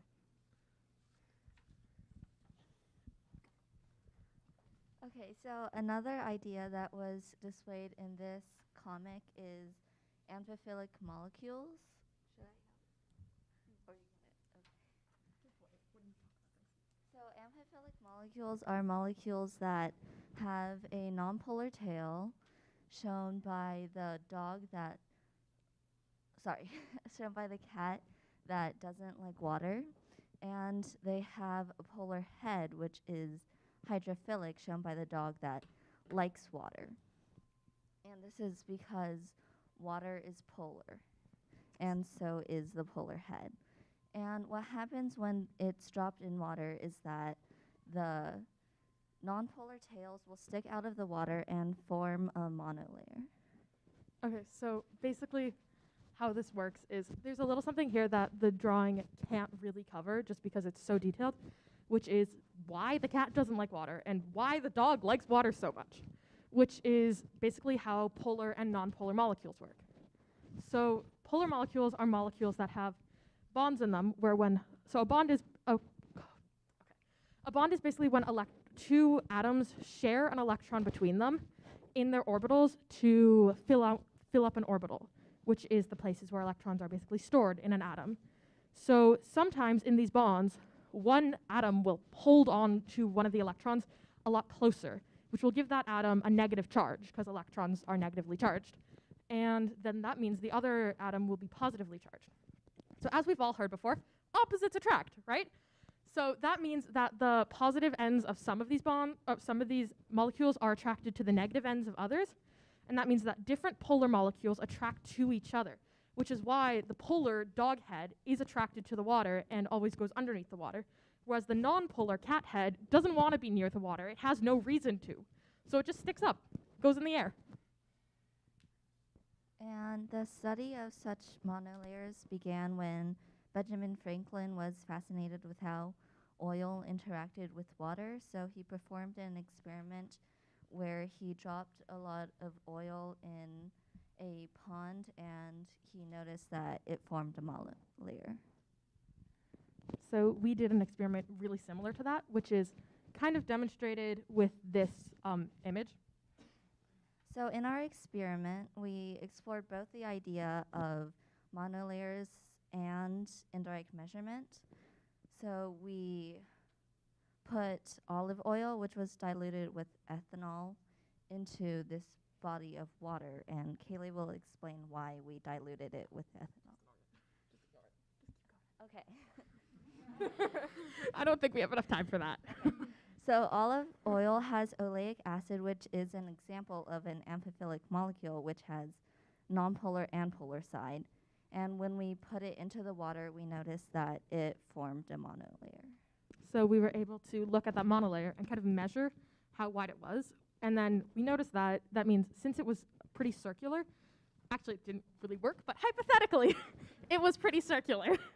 So it should have made basically a cylinder. And since we know how big the top of the cylinder is, and we knew what volume we used, so we knew how voluminous the cylinder was, we were able to calculate the height of the cylinder, which was how tall the monolayer is, or in this case, how tall the cat dog is. Thank you. Does anybody have any questions?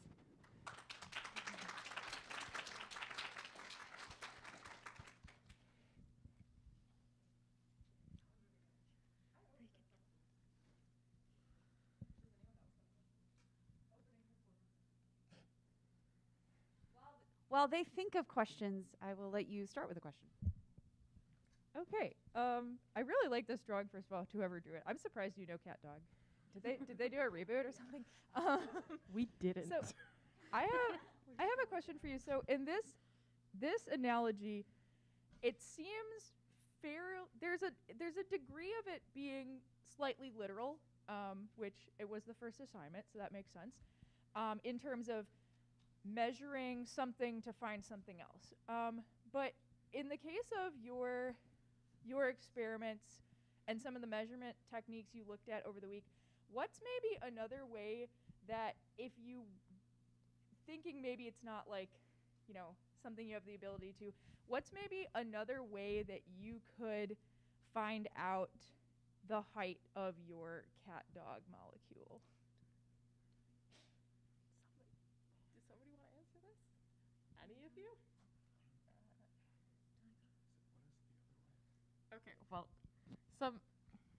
it's kind of, there's other ways we found to look at really small things this week, like the AMF microscopes, which kind of just touch things, and it would kind of show you how big it is, particularly since these are on the nanoscale, but AMFs are also made to be measuring things on this scale, this nanoscale.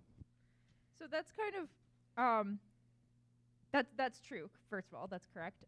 What about in this analogy, in like the cat, dog, and the pool analogy? What's something else that you could look at?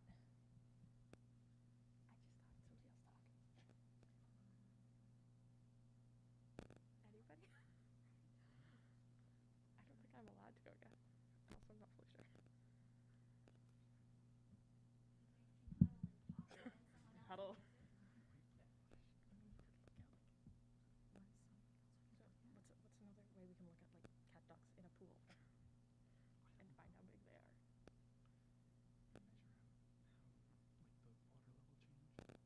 We could. That would be a little hard.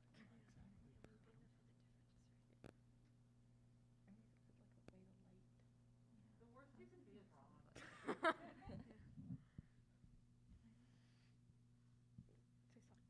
want to say your idea? I was thinking we could maybe, once we put all the cat dogs in, we could measure out how much the water level changed, and figure out the height of each of them with that. That's great. Yeah, that's kind of what maybe not the most practical for like monolayers of molecules, because very hard to measure something like that. But yeah, that's another way of thinking of measuring different properties.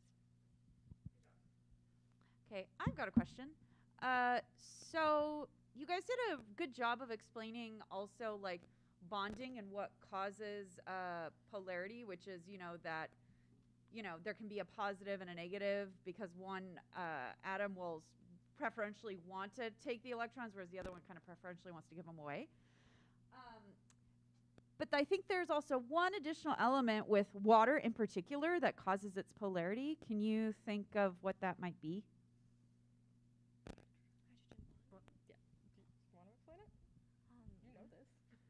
Maybe because of hydrogen bonding and like the difference in electronegativity between the O and the H. So I guess I'm thinking more of the shape of a water molecule, right? So like, can you comment on how that might help with creating that sort of uneven distribution? It's because of the electron densities. It has like a bent shape, so that could be why. Yeah, so it's got the oxygen and the two hydrogens, right? So what preferentially wants the electrons and what's preferentially giving them away? So the H wants to give away the electrons, I think, and the O is like getting the electron from the H.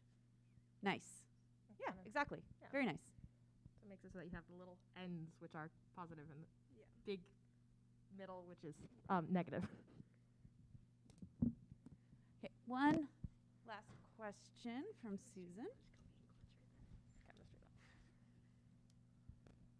Great explanation, and I really like this cat dog. It's really cute, but I wonder if it's how close it is to like the actual thing you want to depict. Like for instance, in an actual amphiphilic molecule, is there usually like a gradient of hydrophilic part and hydrophobic part? Like in the picture, like in the middle, it's like cat's body / dog's body. Is that like what's actually what amphiphilic molecule actually looks like? And also in the layer, it seems like there are other cat dogs nearby. Is this what it actually looks like? Are they like kind of apart, or how does that differ from reality? Normally in like an amphiphilic monolayer, the cat dogs would be, it would have a molecule on the bottom and a tail, which is very easy and like clearly defined as separate. And normally they are more closely packed together, and I feel like the artist could have done that a little bit closer, but it also would have been hard because they would have had to draw a lot more cat dogs. And I think Also, when you add the molecules in, they start out a lot closer together, and then the monolayer will expand. So there's kind of different stages of closeness. Okay, so I just have to ask one, which relates to the cat dog thing. So this thing makes what's called a self-assembled monolayer. So what is in a self-assembled monolayer, what is the relationship between the molecules? Are they close, far? And then what do you think a cat dog would actually like to be?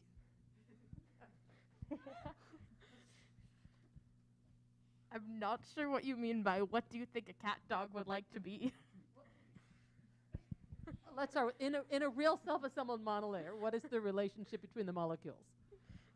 Judging based on my cat and my dog, the cat would likely not be trying to be as far away from other cat dogs as possible, and the dog would be trying to get as close as possible to each of the other cat dogs. So which half, the cat or the dog, best represents a real self-assembled monolayer? Do the molecules like to be close to each other or far away? Probably the dog, because the molecules are very close to each other. Exactly. Dog wins in this case. Yeah. Like all right, good job, guys. Thank you.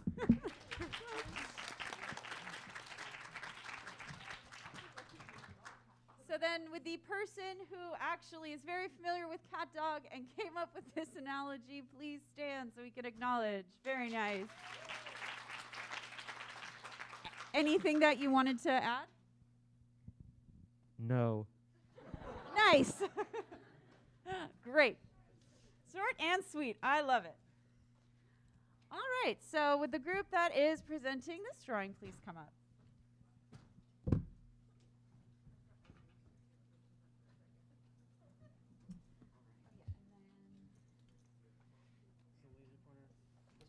Very top one, yep. All right, let me grab one microphone. Hello, everybody. Good to see everybody in the crowds here. Some familiar faces, some unfamiliar faces. First of all, can we get a round of applause for the wonderful professors, instructors, and for the amazing groups that came before us?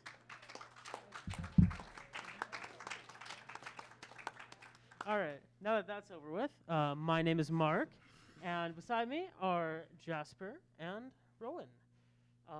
This illustration is an analogy of a concept we learned on the second day, which is plasmonic resonance, which you've heard about once before, but we'll explain it again. Let's see, this is the correct button. Yes, okay. In the illustration, you can see it appears to be picturing a race with a bunch of racers together, all racing. That's how racing works. But beside them, you've also got stands of their adoring fans of the black team and the white team. And it seems that there's some people who want to hype up each crowd to, support each other's teams. And they're telling everybody to sway back and forth. And in synchronization, everybody magically sways back and forth. Very cool. And there appears to be quite a lot of commotion on the field. We've got people being turned around, people running through the crowds and high-fiving their fans. We got people falling over, and we've got a lot of general crazy, chaotic stuff happening for a race. Guess it happens.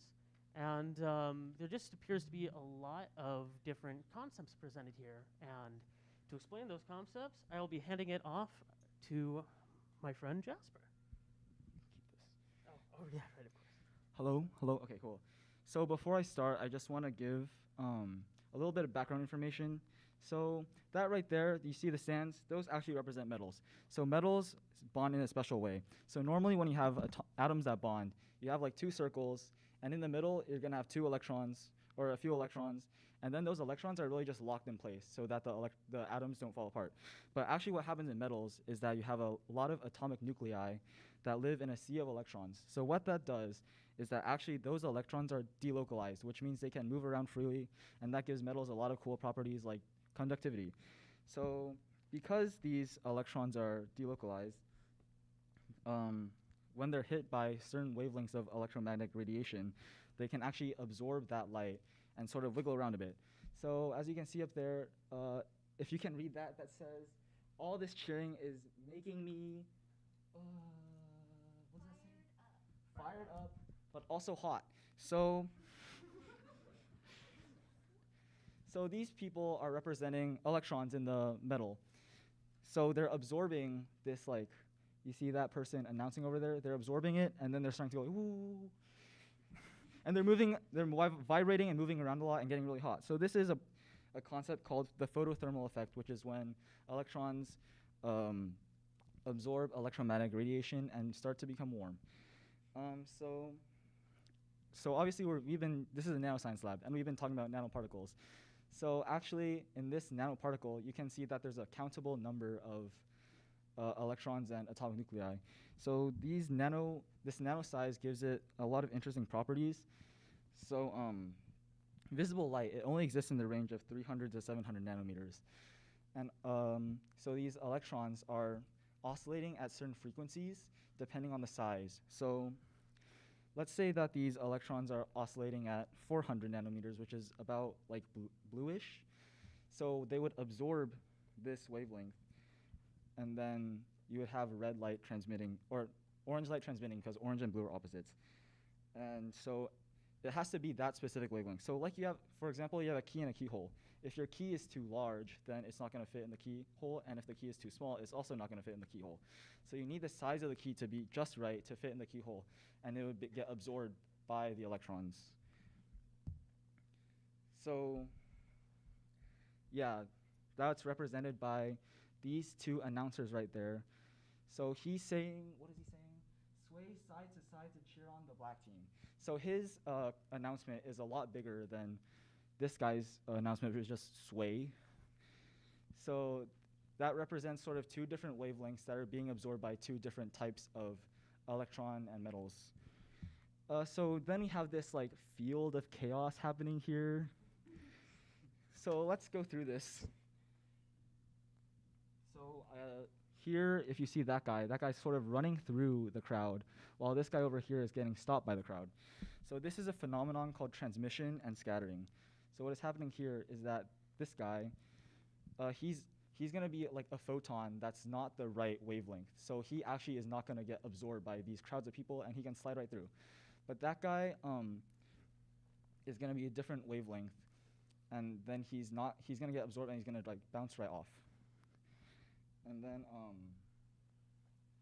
so there's another concept where the colors that come from Plasmon resonance sort of depend on the size and shape of the nanoparticles.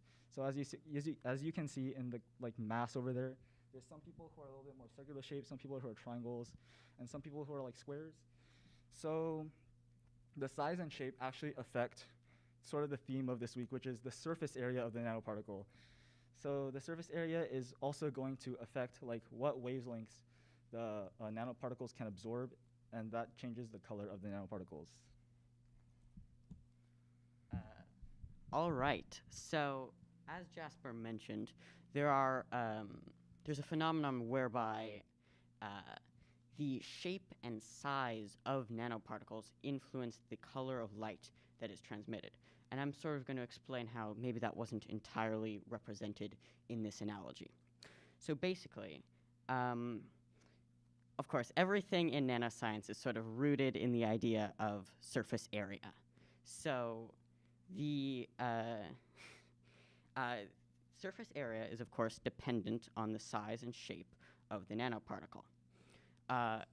And in fact, the particles on the surface of the atoms, rather, on the surface of a nanoparticle behave slightly differently to the atoms on the interior.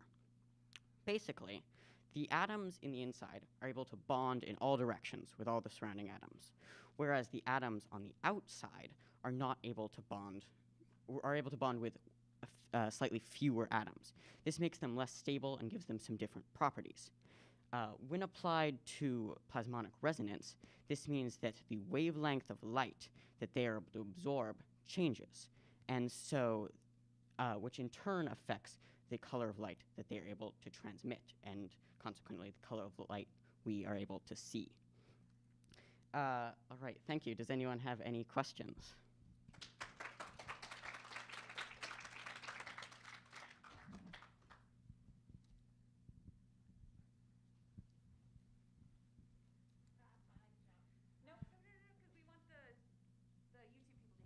Oh, okay. So you guys described what was happening in the middle of the picture here, which is you've got some representations of like transmission and reflectance and the things that can happen to light when it hits a solid. Can you explain what exactly, or sorry if I just missed it, but what's going on in the lower right?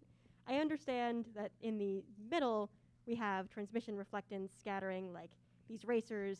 Some of them are making it through the crowd and some aren't in different ways, but I'm not sure I understand what's happening on sort of the far right side or the lower right or the right side in general.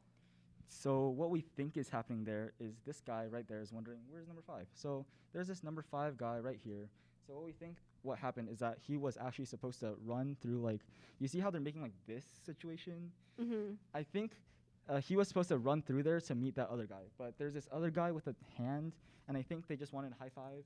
So he kind of got absorbed by that. So that's kind of like he's getting absorbed by the solid, and then this guy's wondering, hey, where'd he go? He got absorbed by the solid. Okay.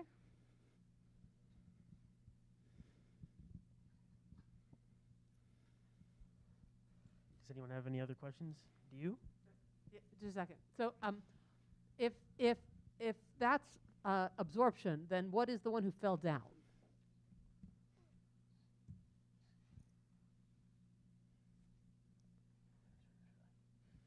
I believe it would be diffraction, if I'm not mistaken. Not any diffraction here, probably. I'm not sure of the answer. It's not like I'm testing you. I think it might be scattering because he's kind of getting rejected by this group because they're all squares here. So he's not a square and he's getting like kicked out. So that's kind of like how the photons, like, if they're not the right wavelength, they'll get like scattered. Okay, so I have another question, which is, if the stands are your particles and the people are your cores or your electrons, and they're different colors and they're reacting to different yellers, what concept within your nanoparticle, so they're different in some way, what attribute of the nanoparticles are you trying to depict, is the picture trying to depict with the black versus the white? What's different about them in your experiment?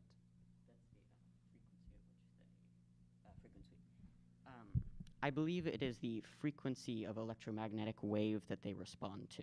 So yes, sorry. They do respond to different Yes. frequencies of electromagnetic waves, but that is because they are different in some way. Mhm. They are intrinsically different. And in this picture, they are black and white.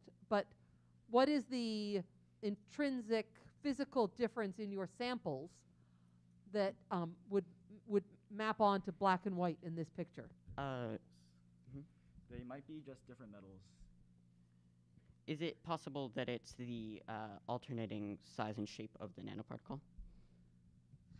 Yeah, I think, I mean, it could both be different metals, or different shapes. Size much less so, but different shapes or different Shapes, right. metals. The only reason I think it's probably different shapes is because you did different metals on 2 different days, and when this picture was drawn, you'd only seen one metal. So it could equally well scientifically be different metals, which would map onto black and white very well, but that's probably not what the author intended, because you hadn't done it yet. Okay, one more quick question.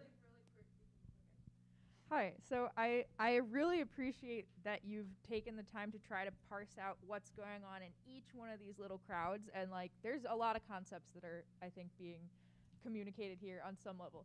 But one thing you said, because I think you know this, when it comes to the guy who's round and getting rejected by the square crowd, you said maybe he's being scattered because he's the wrong wavelength. What type of light gets scattered by nanoparticles? Should be visible light. Okay, so think about in your experiment, this is the 3rd solution you made, and you saw 2 different colors. What did these colors have to do with one another? So one of them is the wavelength that's actually getting absorbed through plasmonic resonance, and the other one is going to be the opposite or complementary color to that wavelength.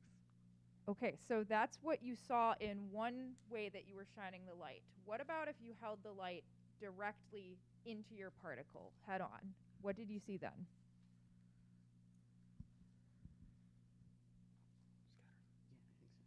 So that would be the light scattering. So there's a lot of like solids and different nanoparticles in the solution. So the light would bounce off those solids and come back at you, which makes the solution a different color.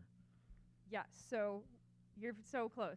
What about these two what is the relationship between the wavelength that is being absorbed and the wavelength that's being scattered?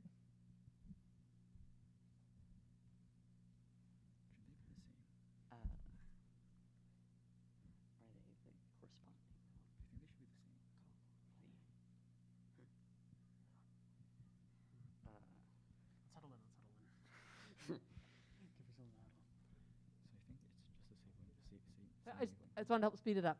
When they look, what color? Opposites, like No, complementary. there's the round particles. What color do they look?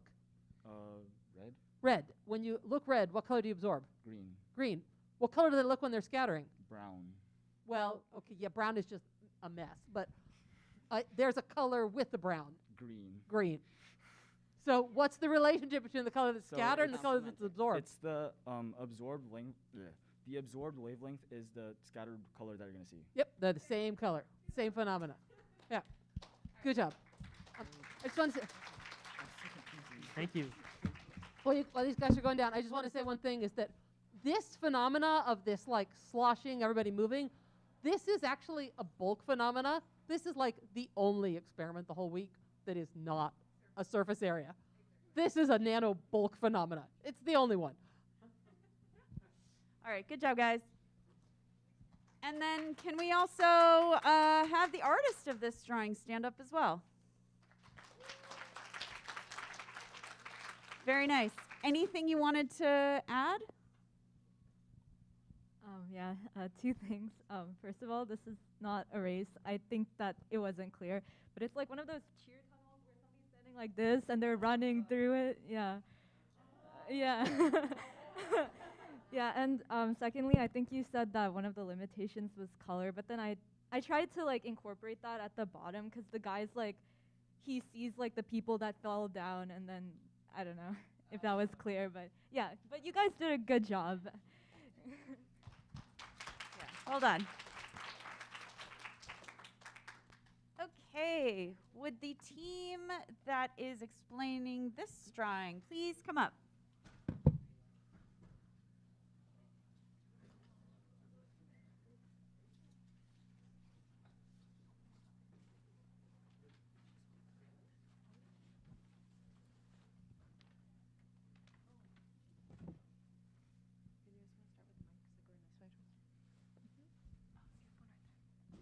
All right, my name is Ron Benwali. Hello, my name is Jordan. Okay, and I'm Shay. Okay, so this drawing was done on day 3, and it's an analogy for our Biotoxicity lab, where we examined how different sizes of silver particles had different effects on a yeast culture. So I'm going to start off with asking by show of hands. Oh, sorry. And I'm going to start off by asking by show of hands, who has recycled plastic before? Okay, should be everyone. Okay, so one of the reasons that we recycle plastic is so that non-biodegradable material doesn't end up in ecosystems. So can anyone tell me why we wouldn't want non-biodegradable material to end up in an ecosystem as large as the ocean? Yeah?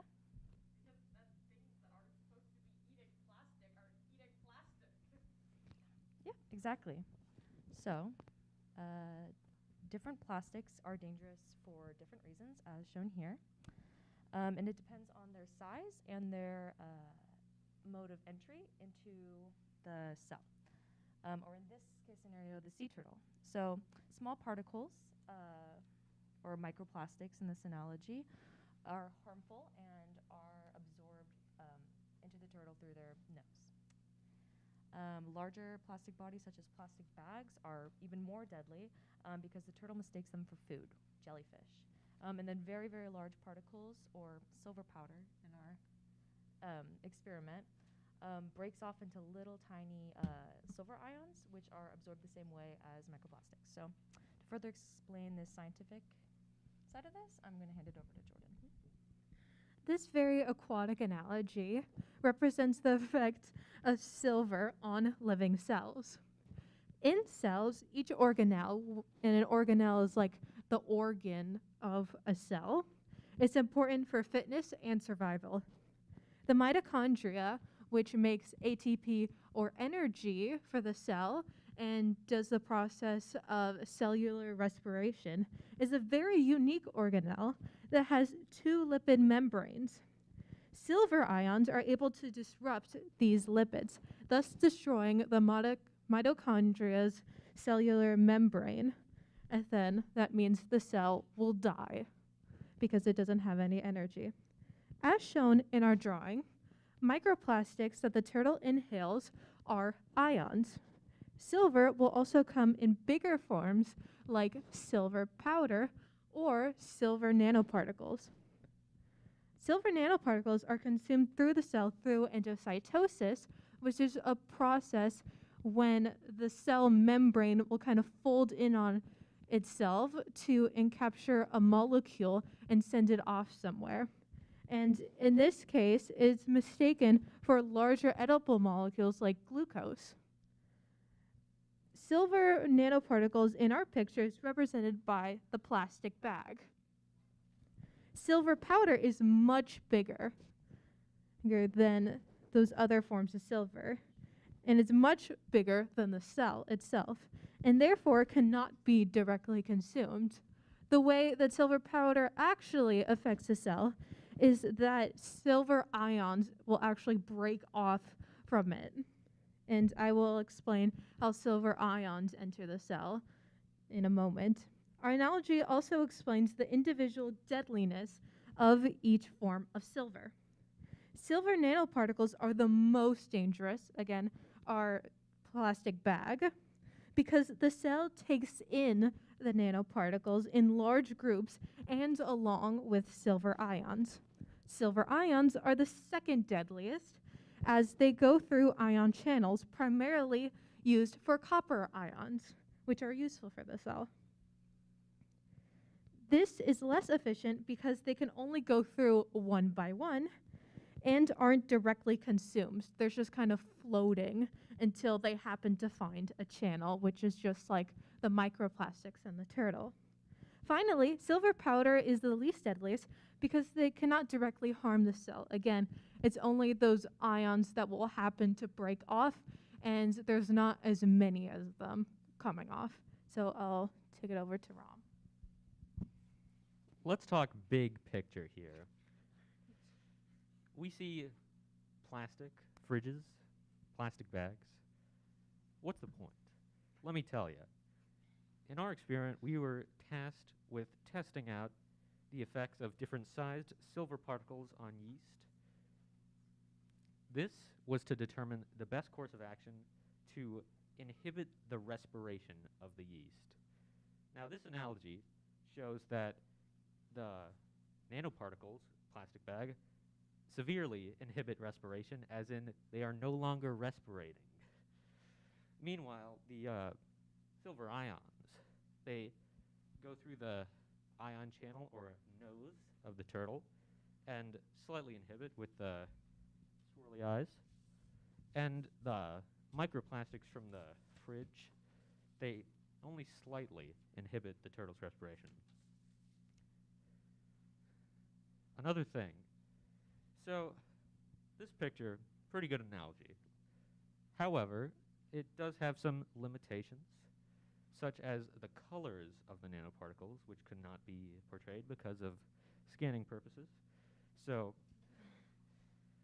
the silver powder is silver, and the plastic bag or nanoparticles would refract wavelength to appear a pale yellow, and the ions are clear because they are dissolved in solution. Thank you. Any questions?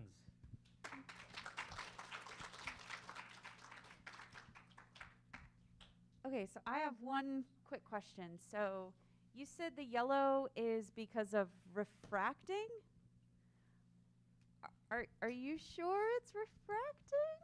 Did I say refracting? You I did. Meant, you know, the other one. What's it called? Guys, you can help you? What? Diffracting. Or No. scattering? Yeah, but it's like a kind of more specific type of scattering.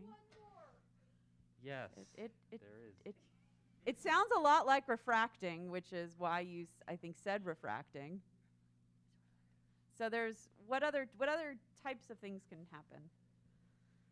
Well, see, when wavelengths, when they hit a nanoparticle, some of it is absorbed and the other is scattered or refracted or what? It's bounced back. Reflected. Bounce back is good enough. You don't need that. For everybody, you don't need the like perfect word. Just get the concept. If you don't have the word, just describe it. It's awesome. Refract and reflect do sound Yeah. I could see the confusion. Yeah. But technically, yeah, not refracting. Yeah, but yes, that's right. They are yellow because they are reflecting yellow light. Well, technically they are because Oh. they are reflecting the visible light wavelength to appear yellow, which nanoparticles do. So I have a question, which is a limit to this analogy. So in this case, the fridge is plastic, the plastic bag is plastic, and the microplastic is plastic. But in the real experiment, they're all silver, but they're different silver. So could you describe how the silver is different in the different forms in your experiment that is not captured in this picture? Well, in nanoscience, different particles that will sometimes be in bulk when they're just in their smallest size will have different properties in that state than when they are in bulk, like the powder. No, but this is just a basic difference. It's the two of them are the same and one is different. That is because two of them are ions which have a different charge than the silver nanoparticles. So, well, okay, so maybe there's, if you think of that way, there's four of them. But yes, that's exactly right. There are some silver ions which have a charge, and then there are silver nanoparticles which do not. Do not have a charge. What else doesn't have a charge? The big kahuna. The bulk. The silver powder. The bulk silver and the silver nanoparticles are zero valent silver or metallic silver, and then the ions that come off, they lose an electron in the process and they become a charged particle that comes off. And so that's not captured because a microplastic is actually the same material as a plastic bag, just a littler piece of it. That's awesome. Good job. Yeah, good job, guys. Well done.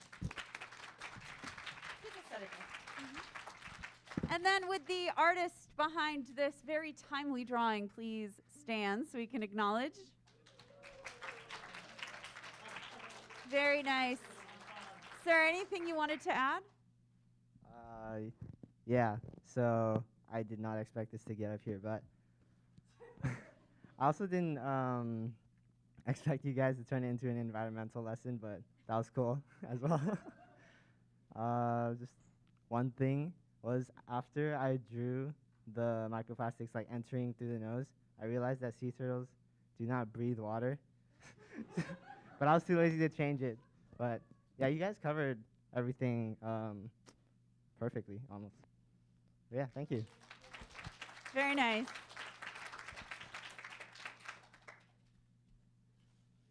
Okay, would the people who are explaining this drawing please come up?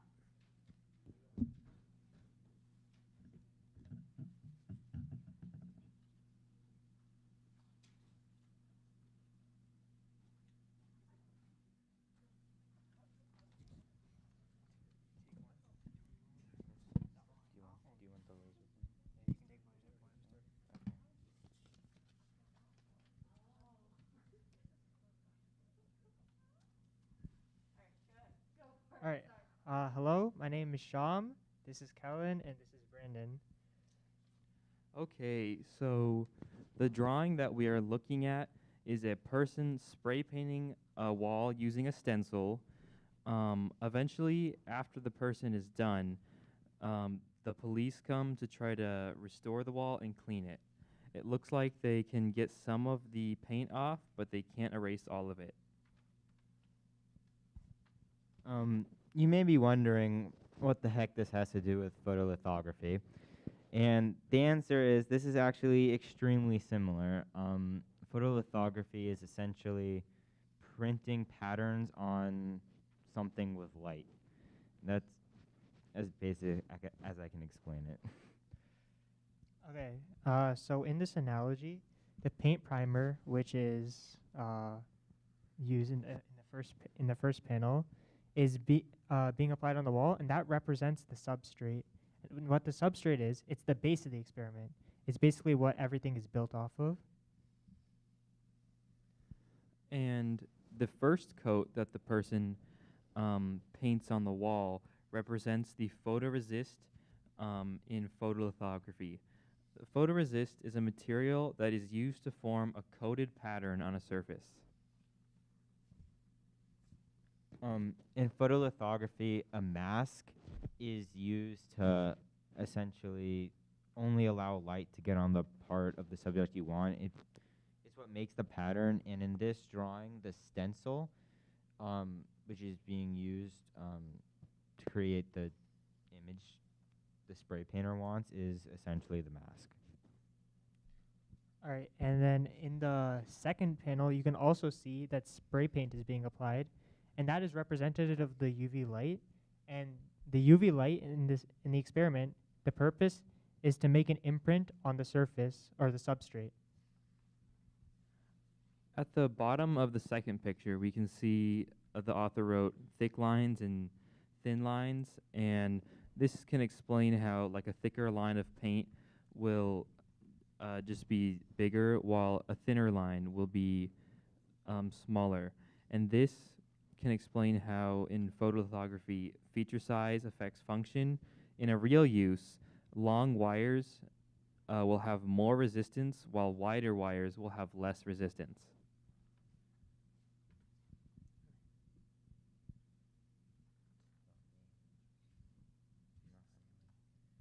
Oh, wait. The scale, okay, so the scale of the stencil as you can see in the third and the fourth panels, it's been increased, just like electron beam lithography. So you can see that it can be sized up or down depending on which way you want it, basically. The police officer is saying that he used a water-based product to get the paint, the last layer of paint off of the wall, and that is basically the developer, which gets rid of the photoresist on the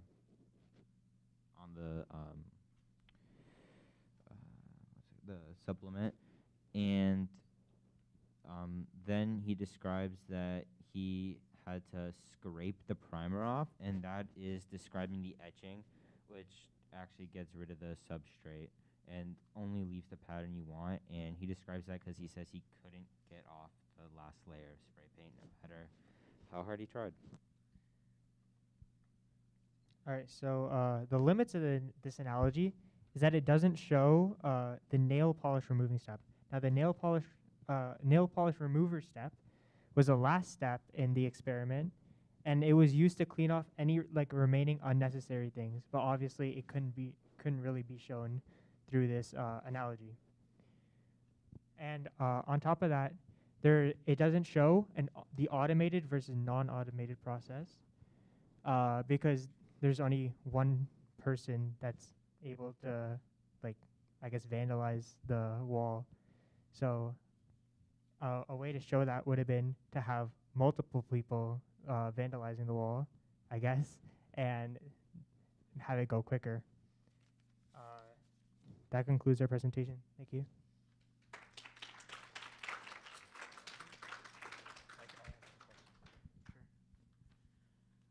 Okay, I've got a question related to the middle far right panel. I think it's actually conveying one additional concept that was also pretty important in the photolithography lab. So like when you guys did the measurements and you noted something about one pattern you did versus a different pattern, you noticed something about it. So can you think of what I'm trying to get at with what I think that panel is maybe also representing? It looks like the police officer got angrier at the bigger one, and that could be representation of the resistance, because thinner lines, have more resistance, and then wider lines have less resistance. So that could be it. Yeah, it could be that. It could maybe be feature size and function. Like maybe the other one he doesn't notice because it's very small.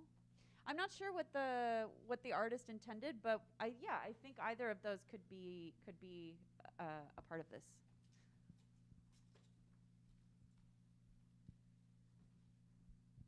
So one important step in photolithography is the UV light. I'm not sure if you said this, but what would be that in this case? Okay. The UV light is the spray paint because that's applied to make the imprint on the, I guess, the substrate in this case. Yeah, so I think that's right. That's good. So my question is, if we go back to this question of big pictures and essence, could you tell me in one sentence, that means with no detail, what is the essence of the idea of photolithography, and how is that essence conveyed in this picture? So to explain this experiment of photolithography that we did, is that what you're asking to explain the experiment we did? No, I'm saying in the photolithographic process, there is sort of a one single concept of what the whole process is trying to do. Could you tell us what the key concept is and how that key concept is conveyed here? Make patterns with light. Almost, but it's not. That's not the biggest part of it. So use light, but what is? So now it's just, so don't worry about it. Yes, use light. But what is the big point of the photolithographic process? It has to do with patterns. Is it to create the memory chips, or like the use? Are you So talking about the use? where do of you start with your pattern? Where does the pattern? It comes from the photoresist, right? No, who's got the pattern to start? the mask, The mask. Who ends up with the pattern in the end? the substrate? The substrate. So what's the big goal of photolithography? Transfer the pattern from the mask to the substrate. That is exactly right. The point of it is to transfer the pattern from the mask to the substrate. So where is that concept, or what places is that concept in this picture? The stencil. That's the mask. Yeah, the stencil is the mask, and then that pattern is transferred to the wall, which is Where do you know that? they spray painted it. But where is it conveyed in the cartoon that that pattern is transferred?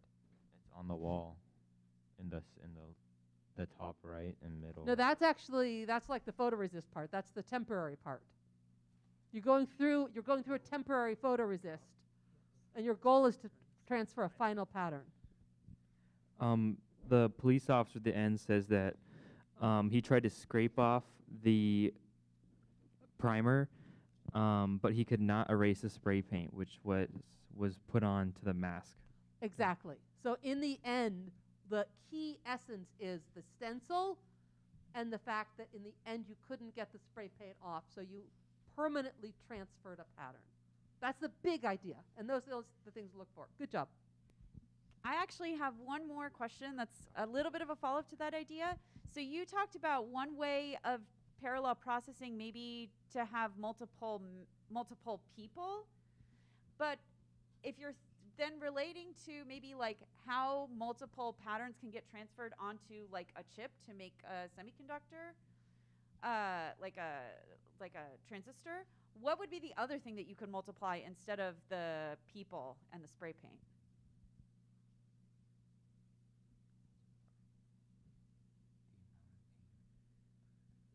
Maybe the amount of paint or the size of the stencil. Yeah. So when you say size of the stencil, could you elaborate just a little bit on what you mean by that? You could make it bigger or smaller, just depending on the scale that you want. But do you just want one small word stencil or one big word stencil? Or multiple stencils. Yeah. Stencil, stencil, stencil, stencil, stencil. Yeah. Mm-hmm. The same word repeated multiple times on one thing, I think, would be another way of doing it. Good job.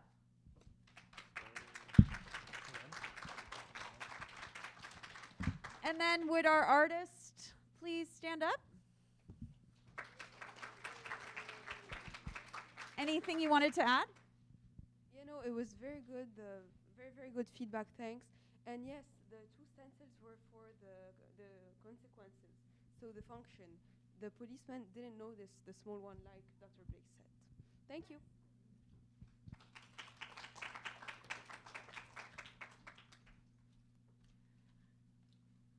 Okay. Last but not least, would the group explaining this drawing please come up?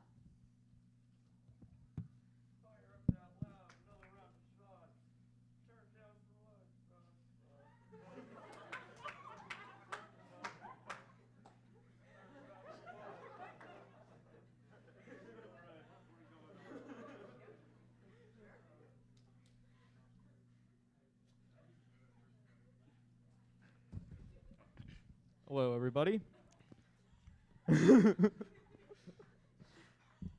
My name's Noah, and I'm here to talk about here to tell you about semiconductors.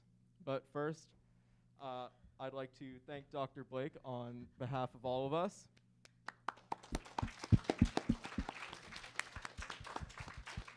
Also, can we just get a show of hands? Who here is from LA? Woo! LA gang! All right. Anyway, off to, yes. I am here to tell you about semiconductors with I'm Evan. Supercapacitors as well. What you say? Supercapacitors. I'm Evan. I'm helping. My name's Sean. With a W.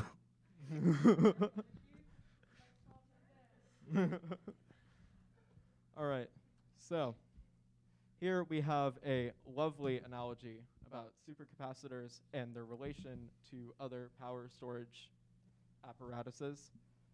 And on the top, we have a small gummy bear that this man proceeds to eat and attempts to run a marathon, and just like me, would probably pass out.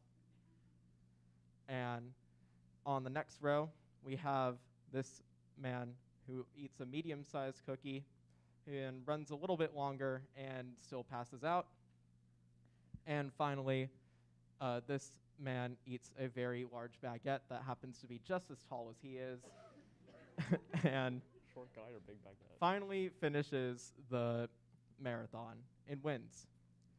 And off to the side, we have a comparison on the way that these objects were made. The gummy bear at the top takes the least time to make and has sugar, but just sugar. And the cookie takes a little more time to make, but has sugar and flour, and thus will give whoever eats it more energy than a gummy bear would be able to provide. Finally, with just flour, we have the baguette that takes the longest time to make, but has the most energy. I'm going to hand it off to Evan here, who will explain the science. I want that mic. Okay. All right, so we start off with the first small gummy bear being eaten by this guy. This is referring to a capacitor. So a capacitor has not a lot of energy in it, but it can transmit that energy really quickly. So like, as we see over here, the gummy bear, all sugar, and the smallest clock, which means it takes the least amount of time. So this guy is moving really quickly, but he doesn't really have enough energy to make it any further, so he just collapses here. Next person is the superconductor, not supercapacitor, and he's got sugar and flour. So sugar, which is a simple sugar, gets digested very quickly, just like the small gummy bear from the capacitor. And it also has flour, which is a complex carbohydrate, which takes a little bit longer to be digested. So with a supercapacitor, it has both parts from a capacitor that make it able to transmit very quickly, and it has parts from a battery that allow it to store more energy than a capacitor. So this guy gets to run one panel more before he passes out. Finally, we have Baguette Man, and he's all flour, all complex carbohydrates. So this is a battery. It takes him a lot longer to digest, shown by the big clock, and so he can run for a long time, and he can make it to the end and win. And now here's Sean. So in this whole image right here, we are trying to use these three different food to represent three different power storage. And we want to know their basic, what's the word? Their basic characteristics in order to know how exactly they work. So Evan has talked about like a really important point is the energy density, and this is being represented here by basically the energy is contained in those those food. And as we know, if you eat a gummy bear, you get hardly no energy, but only from the sugar. But and if you can have like a medium-sized cookie, you know, it's more. It's definitely more than the gummy bear, as an example. So there is definitely a limitation, of course, and we can see that. To be honest, there's another characteristics of those power storage is the their power density. Basically means how much power they can produce, like in a certain period of time, and this is not very demonstrated here. But how we can change it is maybe we can change the mark the speed of the first person running, second person running, and third person running, in order to show like how much power it gives instantly to the person. And here that first person who ate a gummy bear, the gummy bear is supposed to be like something like caffeine that like suddenly gives you a lot of power and like go speed and die. And the second one is supposed to be just a little bit lower of its power, and that's like like a combination again. But yeah, so in order to show the power, the speed can go from like fastest up there, the gummy bear, to the lowest. Yeah, and I think that's a pretty important quality. Also, the difference between like the charge mech. Sorry, mechanics. Like the energy mechanic. Like yeah, basically it's not. It's also like it can be like depict better with, if you put like a different type of, well, it kind of demonstrated here with carbon and sugar, but what I'm trying to say is it can demonstrate it a little bit more with like its different like digestion like way, or like if you're like how you're taking it, because as we know capacitors takes stores energy in a different way than the batteries. So yeah, I think that is also a point that it can demonstrate better instead of just food.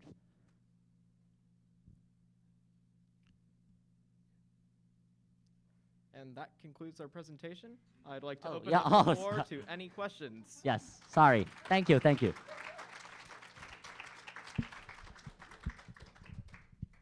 the frozen second where nobody knows what to do there. I thought there was something to add on, but I guess we are pretty cool with everything. Not rehearsed.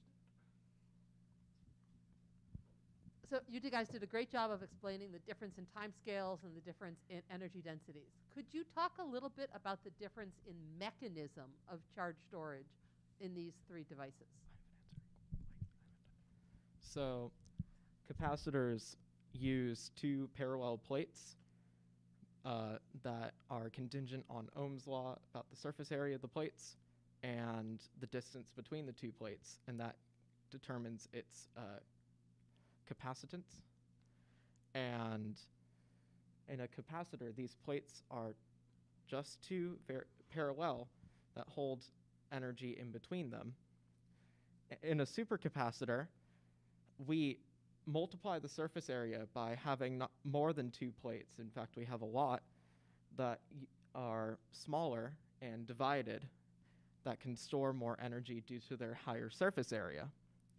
Batteries take a completely different approach and use chemical reactions to produce energy. So where do batteries store the, so where is the energy stored in the parallel plate capacitor and the supercapacitor? There's a dividing plate But made what of part metal. of the material actually has the charge? All charges are stored on the surface of the Surface. plates. So those are both surface phenomena. Yes. So what about the battery? Where is this energy stored? Within the chambers of the battery, there are two divided chambers that react with one another to produce excess electrons that shift over. And like the lithium flows inside when it goes like react with the It is particles inside. literal molecules moving around as opposed to electrons, which can move faster, and that's why capacitors can release energy faster. That was like 90% right. So each side does a reaction, and lithium does go back and forth to balance the reactions. The two sides don't react with each other. They each react independently to either give up an electron or take an electron. But the key thing is you store the energy in the bulk of the material, not on the surface. So, and I do not have an answer to this question, I'm just throwing it out to you. How could you add that concept to this picture?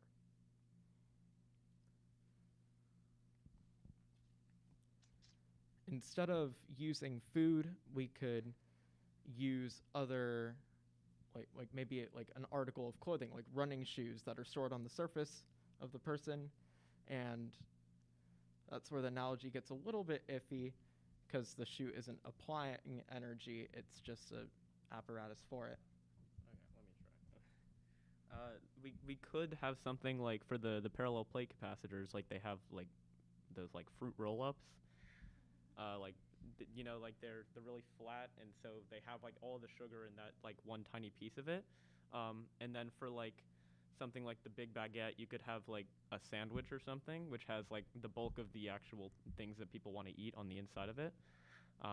And so, you know, like the supercapacitor could be like a mix of the two, where it's like, I don't know, sandwich and a fruit roll-up or something. It's a hot pocket. Hot pocket. Yeah, I don't, you know, all of these, it's very hard to come up with an analogy that really gets all the pieces, and everyone gets some part really well. I mean, I'm asking this question just to point this out. I'm not quite sure within the sort of running thing, it's hard because in the end, in all of these cases, the food is going into the person. And if you wanted to really do this, like for the top two, somehow the food would like go on the surface of the person, except that doesn't actually make a person run. And in the bottom one, it would go into the person. And so I'm not sure you can do it with this in this analogy, but that's just a thing to think about in terms of if, you know, remember the goal is to say, I'm going to use this. I was just dumped into a third grade class and told, explain to these kids what a supercapacitor is. This is what you're trying to do. And so I think it might be hard to capture that surface versus bulk concept. But those were good thoughts on it. We have time for maybe one more question, if there are any.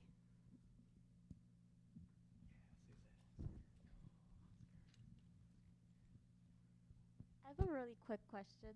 So if you don't want to give up and finish the race with gummy bears or cookies, what would you do? You just need to bring a lot of them. Can you eat it all at once? I mean, technically, you could eat it all at once, but you'd need like a lot of surface area. Like we just need a lot of gummy bears.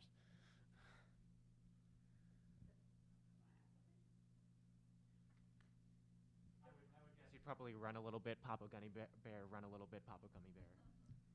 Yeah, there is a phenomena that I'm going to apply this to a real world concept, where on the docks of LA we have cargo lifts that instead of using batteries as too slow of a power source, they use large banks of supercapacitors that fire off in tandem that allow to have a quick burst of energy to lift the cargo up into the air, and as it drops, recharge. So unfortunately, that is not at the Port of LA. That is in Japan. There are no supercapacitors in LA, and I wish there were. There was a question over there. I want to get that one question, but I have just a follow-up while Rita's walking over there, which is, in that world where David says you pop a gummy bear, you run a little bit, you pop a gummy bear, you run a little bit, compared to the baguette, who would be the winner of the race in that case? Really depends on like the length of the race. I mean, like if it's like a really short race, then the gummy bear person. It also equal length race, equal length, but you have as many gummy bears as you want. well, then gummy bear person wins, because theoretically, I think in this scenario, the gummy bear person is running faster than baguette person, which means that gummy bear person would win if they had a lot of gummy bears. Yep, exactly. They would go faster, but they need to keep eating. I just had a comment because we were all encouraged as parents to participate, and I didn't get to participate. So I wanted to tell all of you guys, you were so awesome. I was so impressed. All of your drawings were so animated. I was just so fascinated by everything you guys were sharing. And I want to encourage you moving forward that I think that some of you guys had so much to say, and you were hindered because you guys were shy or not enough confident. All of you guys are so special. You guys have so many wonderful things to say, and you should all just kind of encourage each other and be confident in moving forward, because all of you guys have what it takes. So I was just really impressed, and I hope you guys had a lot and you took a lot from being this, in this class present, because you're very fortunate and honored to be in this program today. So thank you so much for having us also. Oh, it's such a nice way to end. And then really quick, where are our artists sitting for this one? Oh yeah, you're over here. Very nice. Anything that you wanted to add before we conclude? So for the time, it's actually not like how long it takes to make, but how long it lasts. But I get how that's a little confusing. But overall, I think you guys did good. All right, cool.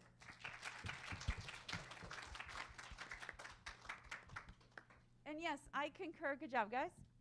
And then I also concur with that very nice comment by our parent in the audience, which is that you guys should all be very, very proud of what you guys did this week because you learned a lot in a very short amount of time. And it was really fun getting to see all of your analogies. And it's always impressive to me that every year, we always manage to see new ones. I mean, I've been seeing a lot of drawings for a lot of years, and there's still new ideas that come through, which is, I think, so cool. So good job to everyone.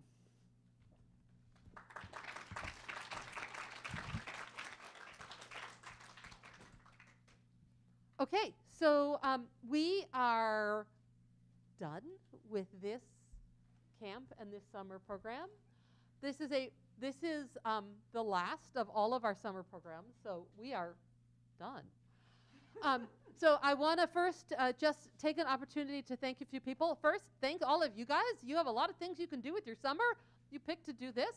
Thank you for being a part of our program. It's all about, you and your enthusiasm so thank you guys for being here. I also want to thank all of the graduate students who have helped make this program what it is. There's literally an army of teachers who have been teaching this program.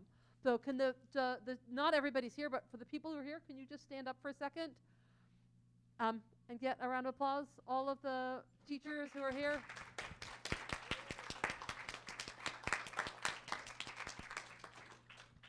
And then I want to just end by taking the last opportunity.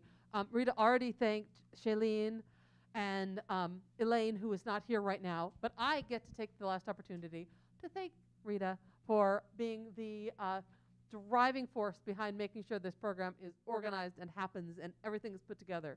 And so thank you, Rita, for all of the hard work.